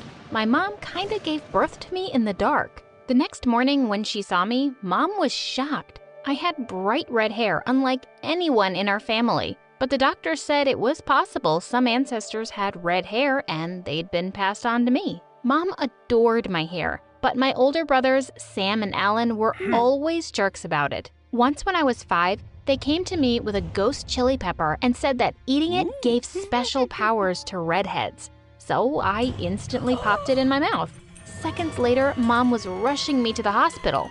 Growing up with those two, I'd heard every stupid thing. Mom found you in a dumpster when you were a baby. Your real parents are tomato farmers. Someone left you at our doorstep with money and this note. $10,000 for keeping our ugly baby. Thank you. My brothers were a pain in the butt. When I was in 10th grade, my sweet grandma died. After the funeral, I snuck off to her room. Moments later, Sam opened the door and spat at me. Stop crying, loser. She wasn't even your grandma, 'cause you aren't related to us. I leapt forward and attacked him. Just then, Alan came running and pulled me away as I screamed, "I am your sister! Say I am, or I'll knock your teeth out! Say it, jerk!" Brandy, I don't think you are. Look what I found in Grandma's study. I was about to bite Alan too, but when I saw what he gave me, I was shocked. They were my adoption papers. I ran out immediately and burst into the living room. "You're not my real mom?" Everyone looked stunned, including Mom. "Sweetheart, let's talk about this later." "No, I want to talk about it right now." When she saw the papers, she looked mad. "Oh God, did your stupid brothers just play a prank on you?" "Brandy, these papers aren't real because I never adopted you. But one thing is true, I'm not your biological mom." "What?" Mom then told me the most whack story ever. She said the night I was born, a woman had switched me with another baby at the hospital. The power came back on and she was caught on camera. But the hospital staff saw the footage months later. The woman was identified, but I didn't press charges. Why? Because, darling, I was completely in love with you by then. I couldn't give you up. You were my daughter now, even if you weren't the one I gave birth to. My whole world had suddenly turned upside down, and my jerk brothers had been right. Mom told me her name was Olivia, and we discovered that she was the CEO of a huge makeup company, Cinderella's Secret, and she had red hair, like me. To my shock, Mom gave me all her savings to go look for her.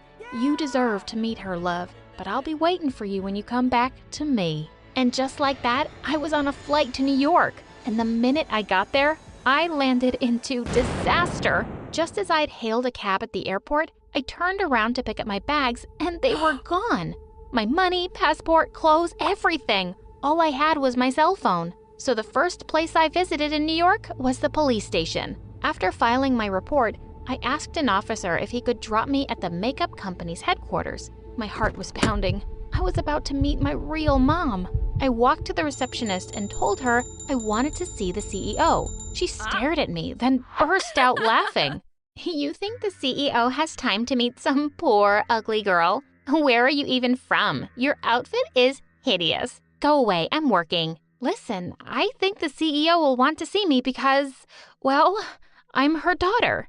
"That's impossible, you idiot. I'm her daughter." I couldn't believe I was looking at the girl I'd been swapped with. I tried telling her the whole story, but she just kicked me out. I felt lost about what to do next. I didn't want to call Mom for more money. As I was walking down the street, I saw a salesperson wanted sign outside a makeup store, and suddenly I had a great idea. I applied for the job and got hired immediately. At the end of my first shift, I stuffed a bunch of makeup from my mom's brand in my pockets. Then I went to the police station, and luckily, the same officer who'd helped me before was there. "Officer, I stole all this makeup. Arrest me!" He looked so confused, so I whispered that I desperately needed a place to stay. He agreed to keep me in jail, but only for 3 days. That night, I started recording a makeup tutorial on my phone. I knew I had to do something crazy to get attention. So I put on all the rainbow-colored eyeshadow and a crazy winged liner. I thought it actually looked uber cool. I posted the video online, tagging the makeup company's page, and went to sleep. The next morning, I saw that my video had gone freaking viral. People loved the rainbow eye, and more surprisingly, they thought I was really pretty. Also, lots of people noticed I was in jail and were demanding my release. A few hours later, the police officer told me I had a visitor, and my heart almost stopped when I saw who it was. Olivia, my birth mom. She introduced herself and said she loved what I'd done with her makeup, and she wanted me to be the face of her new campaign. Of course, I agreed. And when she found out I didn't have a place to stay, she took me to her gorgeous mansion. I couldn't have planned this any better. Suddenly, I bumped into the receptionist I'd met the day before, and she looked furious to see me. You? Do I have to call security again to throw you out? Sylvia, what do you mean again? This creep came by the office yesterday. And you threw her out? You can be such a fool sometimes. Do you know she's the genius behind the rainbow eye? No, I just copied it from a friend. Ew, now I want to poke my eyes out. Why is this beggar even here, Mom? She's my guest, so behave yourself. I could feel Sylvia's death glare as I walked off to my room. Wow, Mom's real daughter was a witch. Later that night, I woke up to some strange sound, and when I turned around, I screamed. Freaking Sylvia was standing by my bed. Tell me who you are and why you're really here. Well, I told her the whole story, and I was certain she wouldn't believe a word. But what she said next shocked me. I sometimes wondered who my birth mom was, and now I know. She's a poor weirdo like you, and the woman I live with is a millionaire. So I guess I really hit the jackpot when she stole me. Wait, you know Olivia isn't your mom? Oh yeah, I know. A stupid maid once said I looked adopted, so I got a DNA test done. Now you listen to me. I don't want you telling Olivia you're her daughter. If you try to take over my life or my money, I will destroy you.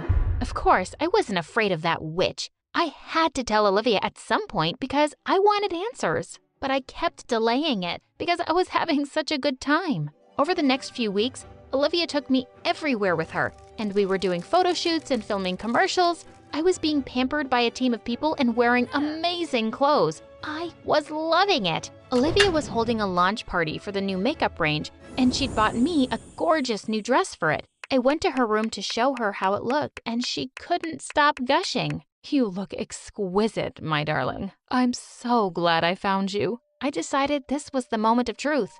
Yeah, me too.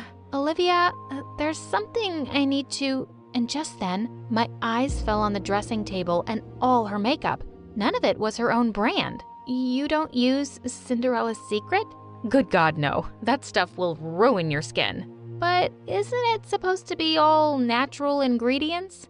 Well, since you're such a sweetie, I'll let you in on a little secret. No, it's all chemicals. It's way too expensive to use the natural stuff. But Olivia, that's dishonest. You're lying to all your customers.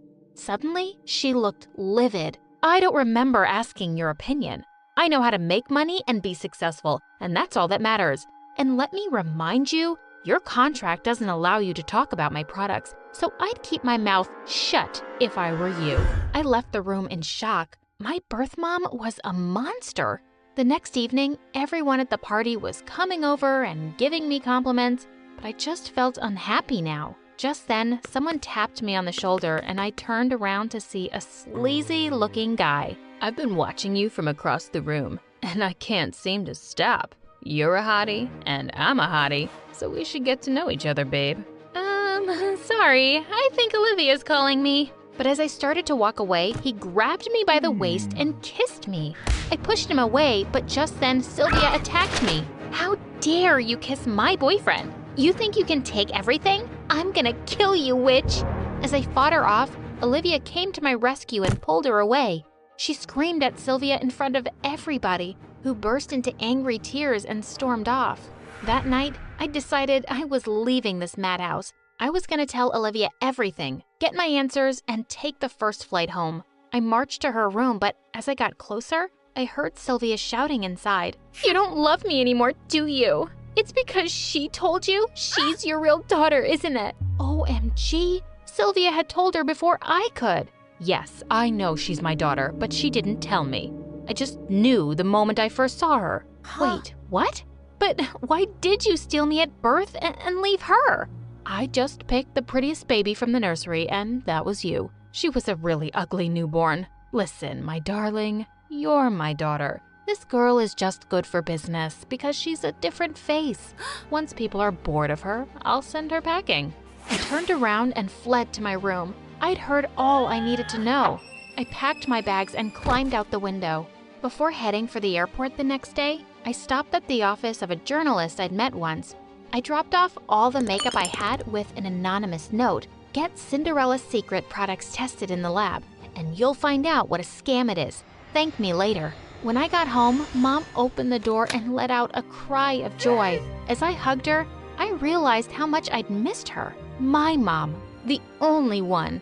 Well, long story short, the journalist did follow up on my lead and published an article that brought down Olivia's company. She was sued for billions and went bankrupt, and even had to serve some jail time.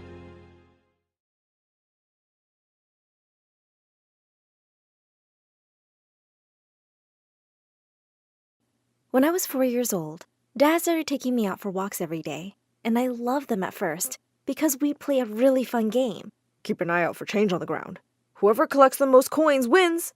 But one day, we came across a nickel that was stuck to the pavement, and Dad just wouldn't let it go. We spent an hour trying to scrape it off and screaming. Come off, you stupid jerk! Help me, Elena. I soon realized that Dad wasn't crazy. He was just cheap, and we weren't poor. Mom and Dad owned a large shoe business, but that didn't stop him from pinching pennies. On my 6th birthday, no one came because the birthday invites Dad had emailed to my classmates said, bring cash presents only and your own food. One time when I was 7, he took me to a McDonald's and handed me a coupon. Go place your order while I grab the mustard and ketchup sachets, and then you stuff as many as you can in your pockets. But instead, I went to the counter and told the guy that some lunatic was stealing their stuff. Dad was thrown out immediately, and I skipped out a minute later with my Happy Meal. His cheapskate ways made me really angry, but one day, I totally lost it. Dad was really weird about tissue paper. He kept all the paper rolls in his cupboard, and Mom and I had to ask his permission to take them. I was in the 3rd grade when I had a friend over, and she accidentally knocked over some juice. I quickly ran to Dad's room, snuck out a roll, and started cleaning up. But just then, Dad walked in, and he screamed at me till he turned blue. My friend started to cry and said, Sir, I'll pay for the roll. Take this dollar. Please forgive me. And Dad actually took it. Oh my God, Dad! Why are you so cheap? But just then, Mom walked in, looking really excited. I've got some great news. We're going to have a baby. Dad looked like he was having a stroke. This is too much.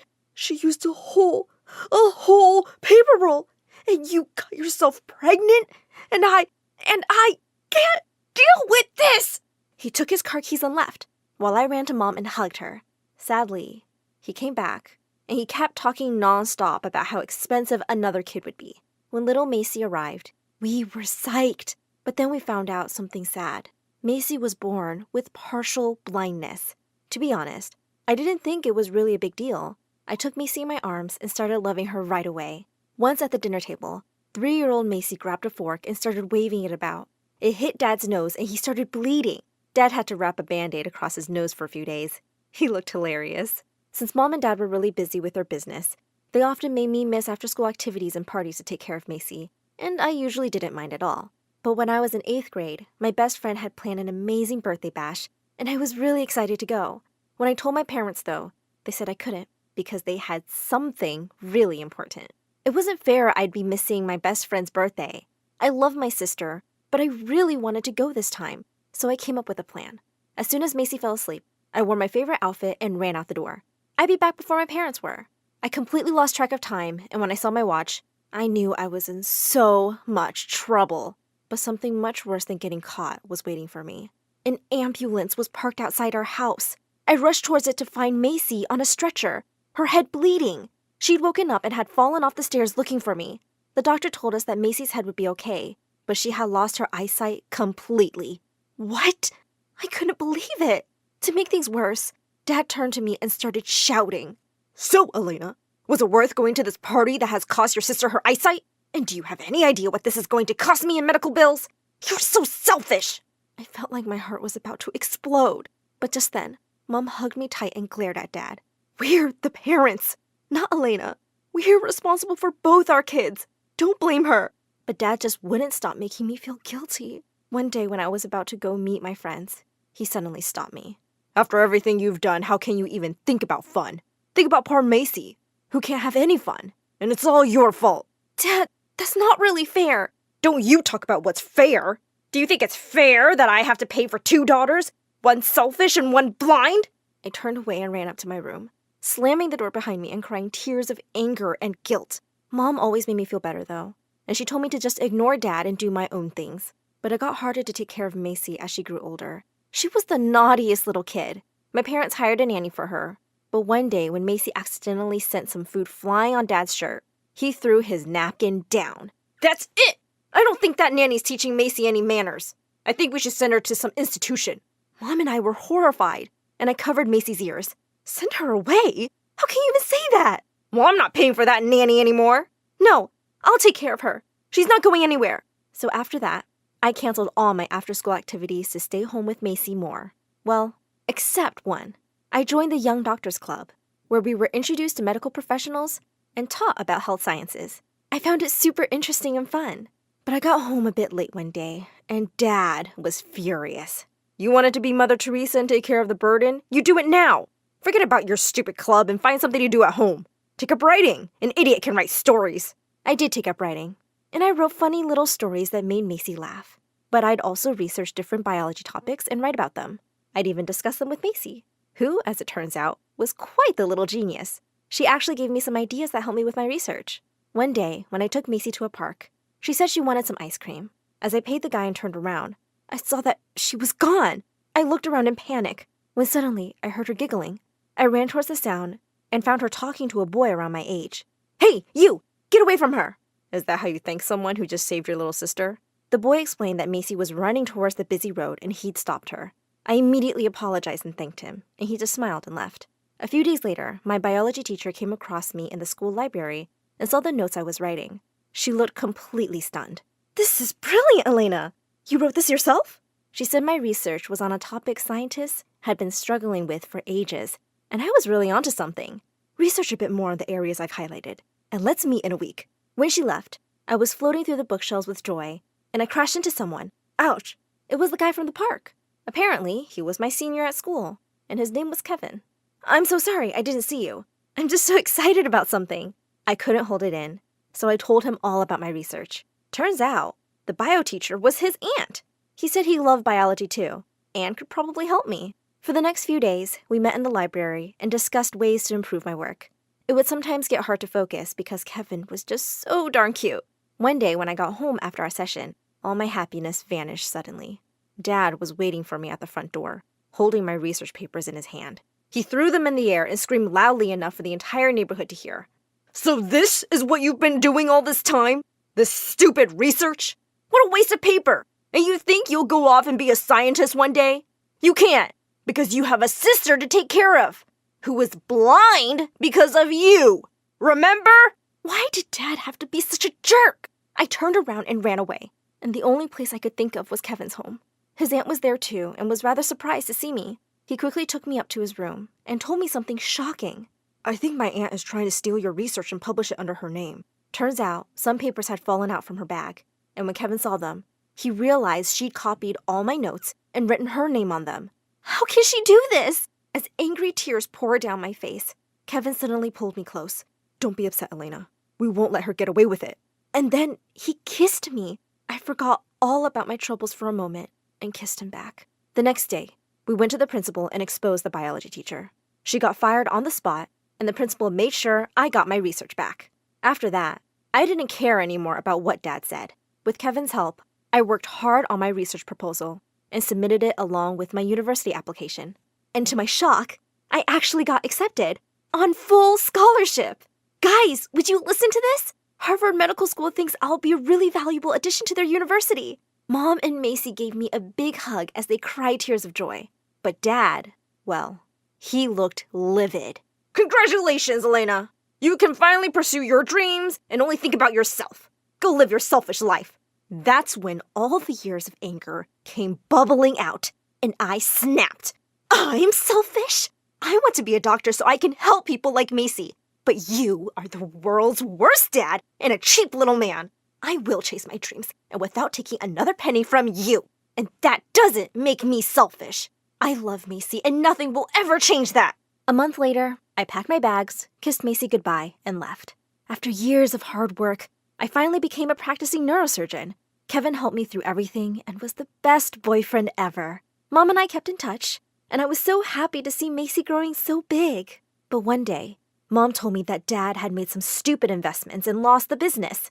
I started sending her money and decided that as soon as I was financially stable, I'd move Mom and Macy in with me. A few weeks later, I was shocked to see both my parents at the hospital looking really upset.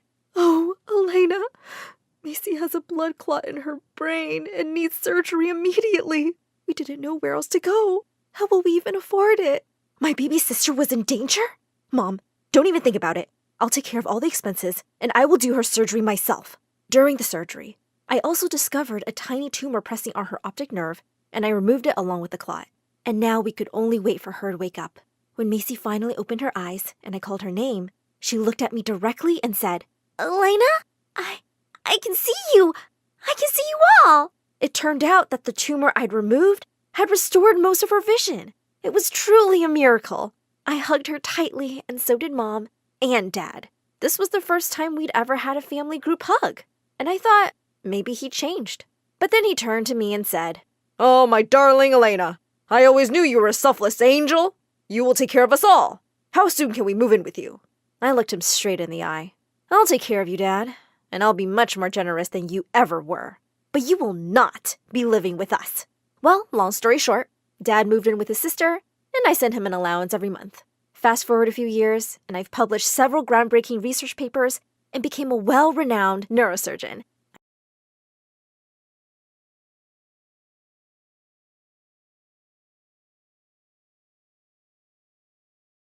Hi, I'm Aisha, and I live in India. My dad passed away when I was 4, so I don't really remember him. But since then, my mom has been obsessed with only one thing, my marriage. Oh, my poor baby doesn't have a father. The only way you can do well in life now is to get married. She started looking for potential husbands everywhere. We couldn't go to the grocery store without her distributing my picture. At the park, she'd take the numbers of all the moms who had boys my age. I'm only 5, Mommy.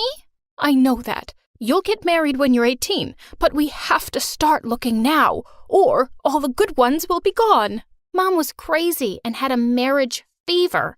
I wished she was normal. But one day when I was 11, I came home to find a necklace on the table with a note. You're a lost cause, Aisha, but I found myself a husband and he doesn't want kids, so leaving you with Aunt Pinky. P.S. This necklace is for your dowry. Don't touch it till you're married. What? Mom had just left me for some strange guy? I just put the necklace away when suddenly the kitchen door flew open and a woman barged in. I recognized Aunt Pinky because we'd met once. She was my mom's older sister, and I knew she and Mom hated each other. Behind her was my cousin, who came running to me and knelt down on all fours. I'm Maya, remember me? I'll be your sister and we'll be BFFs for life. Come on, it's going to be our friendship game. Auntie Pinky pushed Maya away. Just get up, you idiot. Then she pushed Maya's bags into my hands. Take these to your room and take your stuff to the attic. And hurry back. I'm hungry. I don't want to move to the attic, and I don't know how to cook. Your mom said you could. Stop lying. Mom, Aisha and I can share her room. Right, sis? Auntie Pinky glared at me and walked away. Phew, at least Maya had my back. Over the next few years, life was horrible. Auntie Pinky was always making me do chores around the house and wouldn't even let me hang out with my friends unless Maya begged for me. This one time, we had to get our school trip permission slips signed by Auntie. But as soon as she signed Maya's, she threw the pen on the ground and clutched her chest. Oh, my poor heart. I can't breathe. I'm dying. Leave my room, you two. But my slip. That's what you're worried about? You heartless child. Get out. Of course, I missed the trip. But that night, I added sugar instead of salt to dinner. And seeing the look on Auntie Pinky's face, I had to admit, revenge was sweet. Maybe Mom was right. Marriage was the only solution for an orphan like me. I just had to wait a little longer to leave, for good. But things really got to my head on my 16th birthday. It was the first time that Auntie agreed to let me have a party. But when I got to the lounge all dressed up, I saw all the banners had been changed to Happy Pre-Birthday Maya. Just then, Auntie Pinky pushed me into the kitchen. Dinner won't cook itself. We can't keep Maya's guests waiting. I was furious. Suddenly, I knocked over a bottle of juice by accident, and it went spilling everywhere. The door flung open just then, and AJ, our super rich neighbor's son, walked in. Hey, let me help you with that. And before I knew it, he'd taken off his shirt and was mopping up the mess with it. I was having trouble not drooling because, boy, he was ripped.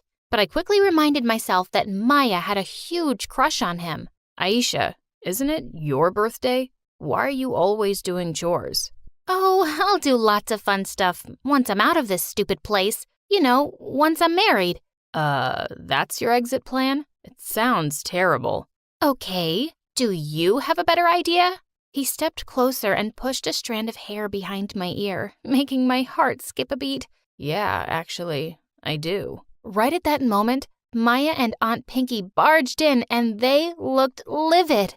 We were just cleaning up some mess. Aisha, how could you make AJ work? You should have told me. Look at that boy's expensive shirt. Why do you always act like a helpless princess? Go to your room, now. No, it's not her fault, I promise. You're just making things worse. Please, stay out of it. And I stormed off to my room angrily. Worst birthday ever. When Maya came to bed later that night, she looked super mad. What's the deal with you and AJ? He just left after you came upstairs. Maya, I don't care about him. He's all yours. Listen, I've just decided something. I gotta find a boy now so I can get married soon. I can't live with your mom much longer. She looked thrilled and promised to help me. My plan was simple. Find a boy, marry the boy. At first, it wasn't tough. All I had to do was comb my hair and put on some makeup, and every boy in school was practically fighting for my attention. My first date was a dream. The guy was totally into me. You're so beautiful. I think I want to marry you someday. I immediately plopped my ring onto the table. Why wait? I have my great-great-grandmother's ring right here. For a second, he looked shocked and then excused himself to go to the restroom, and he never came back. After that, it was a new date every night, and always the same thing. They were all declaring love at first sight, but the minute I brought up marriage, they were gone. Soon enough, everyone stopped asking me out. I was so bummed out. Until one day, as I was walking down the hallway, someone grabbed my arm and pulled me into the janitor's closet. It was AJ. What are you doing? Me? What are you doing? Are you crazy? Listen, I've no idea what you're talking about, but let me go. It's crazy how you're chasing every guy at school, but you run away from me when I... He stopped mid-sentence, and suddenly I realized his face was just inches from mine. You what, AJ? He leaned in closer. Oh my God, was he going to kiss me? But instead, he pushed me away. When I'm only looking out for you, there's rumors that you're desperate to get married because you're pregnant. What? I'm not pregnant. I've never even kissed anyone. Really? Well, in that case. He stepped close to me again, but just then, Maya opened the door and she was staring daggers at me. Oh, Maya, AJ was just telling me about the worst rumor. Everyone thinks I'm pregnant. This will ruin my chances of finding a boy. What? That's horrible. I promise I'll find out who's spreading that rubbish and make them pay. For the next few weeks, all I did was avoid AJ and try to find a decent guy. And then one day, the school's biggest jock, Zane, slid next to me during recess. Say you'll go out with me? Not leaving until you do. I grinned back at him and whispered, I do. We started dating, and he was sweet and romantic. A week later, I decided to bring up the marriage issue soon. But instead, Zane marched up to me in the cafeteria during recess and got down on one knee. Will you marry me, Aisha? Of course! Zane twirled me around and kissed me. It was my first kiss ever, and it was not that great. Where were the freaking fireworks? Later that day, I was looking at my ring. I heard someone behind me. That's a really ugly ring. What's your problem, AJ? My problem is that you're being stupid and getting married for all the wrong reasons. You think marriage will solve your problems, but it will only give you new problems. Hey, you don't get to judge me because you don't know what it's like to be in my shoes. You're a millionaire's spoiled son, and I'm an orphan. Now I'm about to get everything I've ever wanted, so why are you trying to ruin it for me? Suddenly, he took my hand and looked into my eyes. Because I think you're amazing, Aisha, and you deserve so much more. I hope you realize that before it's too late. And with that, he left. Ugh, the stupid boy. The next few months were crazy. Zane was even more excited about our marriage than me. One day, he was taking me out to hunt for the perfect dress. Another day, he was picking up card designs. He even brought his parents over to meet Aunt Pinky. Hey, Zane, take it easy, will you? We've still got 2 years to go before we can get married. Oh, babe, I'm just so excited because I love you so much. I'll try to be cool, okay? As he kissed me, all I could think was, geez, even being near AJ was more exciting than kissing this guy. And soon enough, I found out why. One day after school, I was looking everywhere for Zane when I suddenly stopped short in my tracks. I spotted him under the bleachers kissing another dude. Wait, what? I stormed over to them. The other guy ran off, but Zane looked completely calm. Oh, it's just you. Okay, you caught me. I'm gay. Of course, I was gonna tell you, eventually. You're gay? Then why are you pretending to be in love with me? Because, sweetie, this is perfect. I want to hide that I'm gay, and you just want to get married. We both get what we want. Maya suggested it. The girl's a genius. Maya? I threw Zane's ring at him and ran home to confront that witch. Oh, you found out already? Boo-hoo. What are you so angry about, Aisha? I was only helping you get what you want. I suddenly snapped. I always knew Aunt Pinky hated me, but I never knew you were such a snake. Did you spread that rumor about me too? Duh. I wanted AJ to think you were just a desperate loser. And it's not even a lie. Listen, Aisha, you're just a poor orphan, and Zane is your ticket out of here, so don't mess it up. No, I'm my own ticket out of here. Someone once told me I deserve more, and he was so right. I packed my bags and marched out, and I sold the necklace Mom had left me and moved to a hostel. I started studying harder at school and trying to show AJ that I had changed. The next few months flew by and the end of the year party came around. I was standing by myself in the corner when suddenly someone took my hand. What have you done, Aisha? What did I do? I swear, whatever it wasn't me. And then suddenly he pulled me close and kissed me. I haven't been able to stop thinking about you, and I can't avoid you any longer. I'll marry you if that's what it takes to be with you. So, Aisha, will you marry me? By then, everyone around us had stopped to stare as AJ went down on one knee. But I pulled him up. No, you were right about everything. And I'm done with all that silly marriage nonsense. But AJ, will you be my boyfriend? He laughed and twirled me around, and Maya screamed and passed out. We graduated high school and went to different universities. And then on our 5th anniversary, he popped the question again. And this time, I said yes.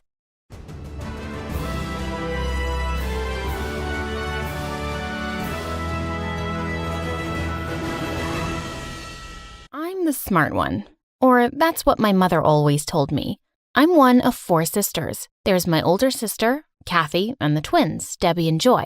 And me, Stacy, stuck right in the middle. We were all born within a few years of each other, and honestly, I think my parents had trouble coping with so many little kids running around the house. When I was 4 or 5, my mom started to define us, and not in a good way. Kathy was the pretty one, I was the smart one, and the twins were special. As we got older, it only got more intense. My mom would always tell me that the world is harder on smart girls, so I should expect to fight for everything I wanted. You'll be a scientist and make a big discovery. No, Mama, I want to be a pilot one day. That would be a huge waste of time. The world has plenty of pilots. My mom would then predict the absolute opposite future for my sister Kathy. She would tell Kathy over and over how much the world loves a pretty girl. High school years were the worst. Kathy easily fell in with the cool crowd, and everything was working out for her pretty much as my mom had said. But not for me. Not so much. In the beginning, the smart kids let me hang with them, but after a while, I couldn't keep up. I mean, physics is just not my thing. Dissecting little animals in biology freaked me out, and I had no idea what Shakespeare was talking about most of the time.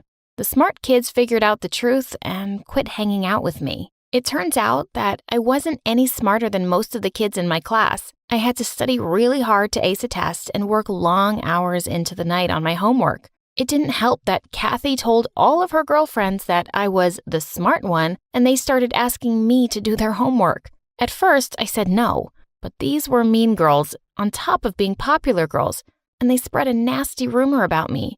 Even my sister spread the rumor around just to make me do her homework. The other kids believed the rumor, and I either got teased or ignored. High school is hard enough without that kind of pressure. I caved. I started doing my sister's homework and special project homework for her friends. They went around school and started taking back the rumor. It worked, and kids no longer whispered behind my back, but I still had no friends at all.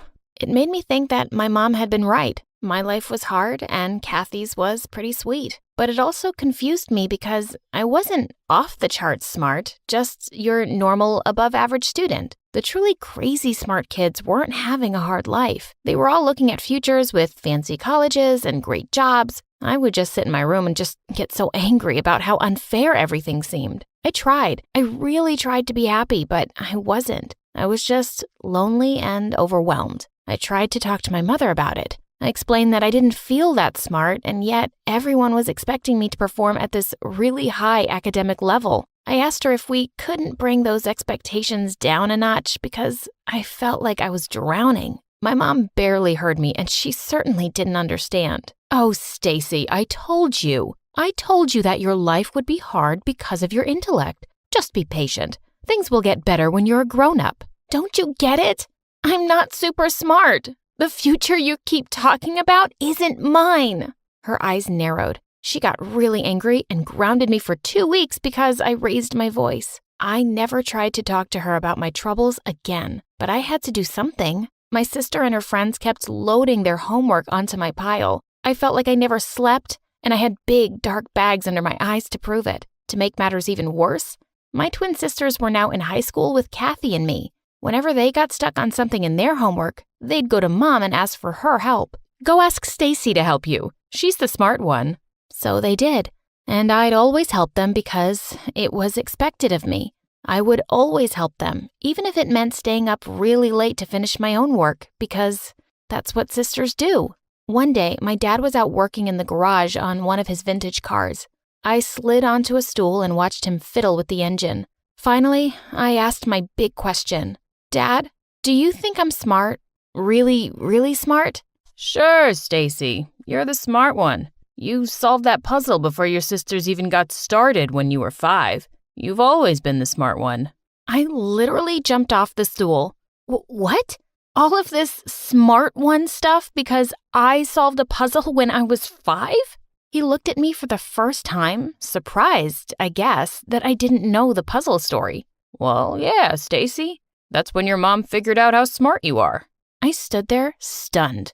All the pain and struggle of the past few years flooded through me. I ran out of the garage straight to my room and fell on my bed, crying.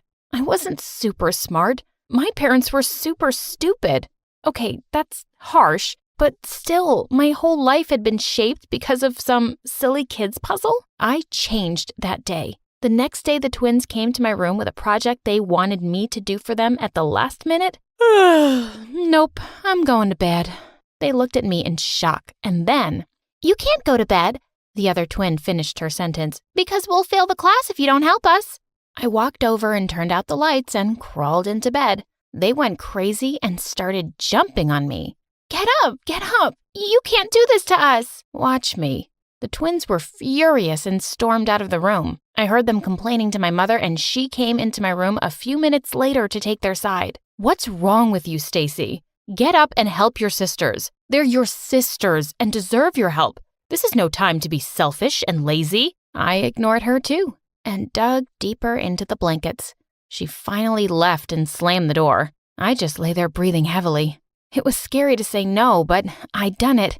The twins barely spoke to me after that, just because I wouldn't do their homework. My mom never stood up for me, ever. Pretty much the same thing happened when I turned down my sister and her friends. They trapped me in one of the hallways at school.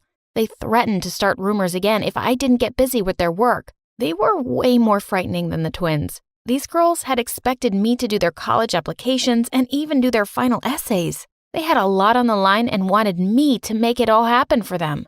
Finally, I'd had enough. No, no, no. I won't do your work. My work is hard enough. Just leave me alone. I jerked free of my sister's grip and ran away from them. But I never got free. They did start telling horrible stories about me at school, and my sister was the worst of them. My whole time in high school was lonely and pretty horrible. But guys, don't feel sorry for me because I have good news for you. My Story Animated will give $1,000 to one who will subscribe in the next 7 days. Tell your friends, tell your sister, brother, and mom to subscribe now. When I got to college, I had a chance to make a fresh start. I made sure not to act too smart around anyone. Whenever the professor asked me a question in class, I always answered, I don't know. But I ran into a big problem. I didn't really know who I was. I thought goth girls looked cool, so I tried being a goth girl. I started going to classes dressed in all black with black lipstick, black nail polish, and a spiked necklace. I even met a cool goth guy named Lizard. Not his real name, of course. He was my first boyfriend. It was cool for a while, but the real goth kids sensed I wasn't fully on board and started keeping their distance from me. Being goth wasn't really working out or even that fun for me. Besides, I was getting sick of wearing all black. So one day, I showed up in class wearing a pink sweater set and lavender capris. No more black lipstick or pointy jewelry. A couple of the kids didn't even recognize me. This was fun. People smiled at me more, and the teacher even called on me a couple of times. She didn't even look annoyed that I gave my standard, I don't know response to a question. A cute guy from class named Eric invited me to go get coffee with him afterward, and I said yes. I don't think he even realized that I'd been in the class with him all along. We had a great time talking about how hard the class was and just general life things. He asked me out to dinner, and I almost said yes until I remembered that I had a date that night with Lizard. I suggested another night, and we made a plan. All of a sudden, I was dating 2 guys. Of course, there was a catch. I dressed as a goth when I had a date with Lizard, and a preppy girl when I was out with Eric. It got a little crazy around my dorm room. One time, I was all dressed in my goth gear when I got a text from Eric saying that he was running a few minutes late. Oh my gosh, I thought the date was with Lizard. I had to change everything. I crazy fast switched my clothes, hair, and makeup and was literally out of breath when Eric arrived at the door 15 minutes later. It all came to a head when I was out at the club with Eric. We were dancing and having a fun time when I see Lizard come through the door. I freaked out and tried to stay out of Lizard's sight without Eric noticing that I was trying to hide behind him. For a while, it seemed to work. Lizard hung out with his friends and didn't really notice me. I almost had Eric convinced that I had a headache and we should leave the club when Lizard appeared in front of us. You are the most fake girl I've ever met. I stood there not knowing what to say. Eric jumped to my defense. Don't talk to my girlfriend that way. Well, when she's my girlfriend, she dresses goth. Is this true? Wait a minute. Are you the goth girl that used to be in class? I'm still in class. Look, I apologize for not being totally honest with both of you. Too late. Too embarrassed to even look at Eric, I reached out for his hand and he jerked back. Stay away from me. I don't even know you. I ran to the bathroom and sobbed. They were right. I had become a fake. When I finally came out and made my way to the door, I felt people staring at me and saw them whispering behind their hands. The next time I went to class, I wore my old jeans and a t-shirt. When the professor called on me, I knew the answer, and so I just said it. I tracked down a small flight school and finally took my first flying lesson. It was magical, and I was finally free. I finished college and kept up my training until I actually got my license to fly helicopters. All my mom could say was, "What a waste." I took a deep breath and just smiled at her. She'll never change, but I can. Now I fly rescue and recovery because I know how it feels to be lost. Learning how to fly is the smartest thing I've ever done.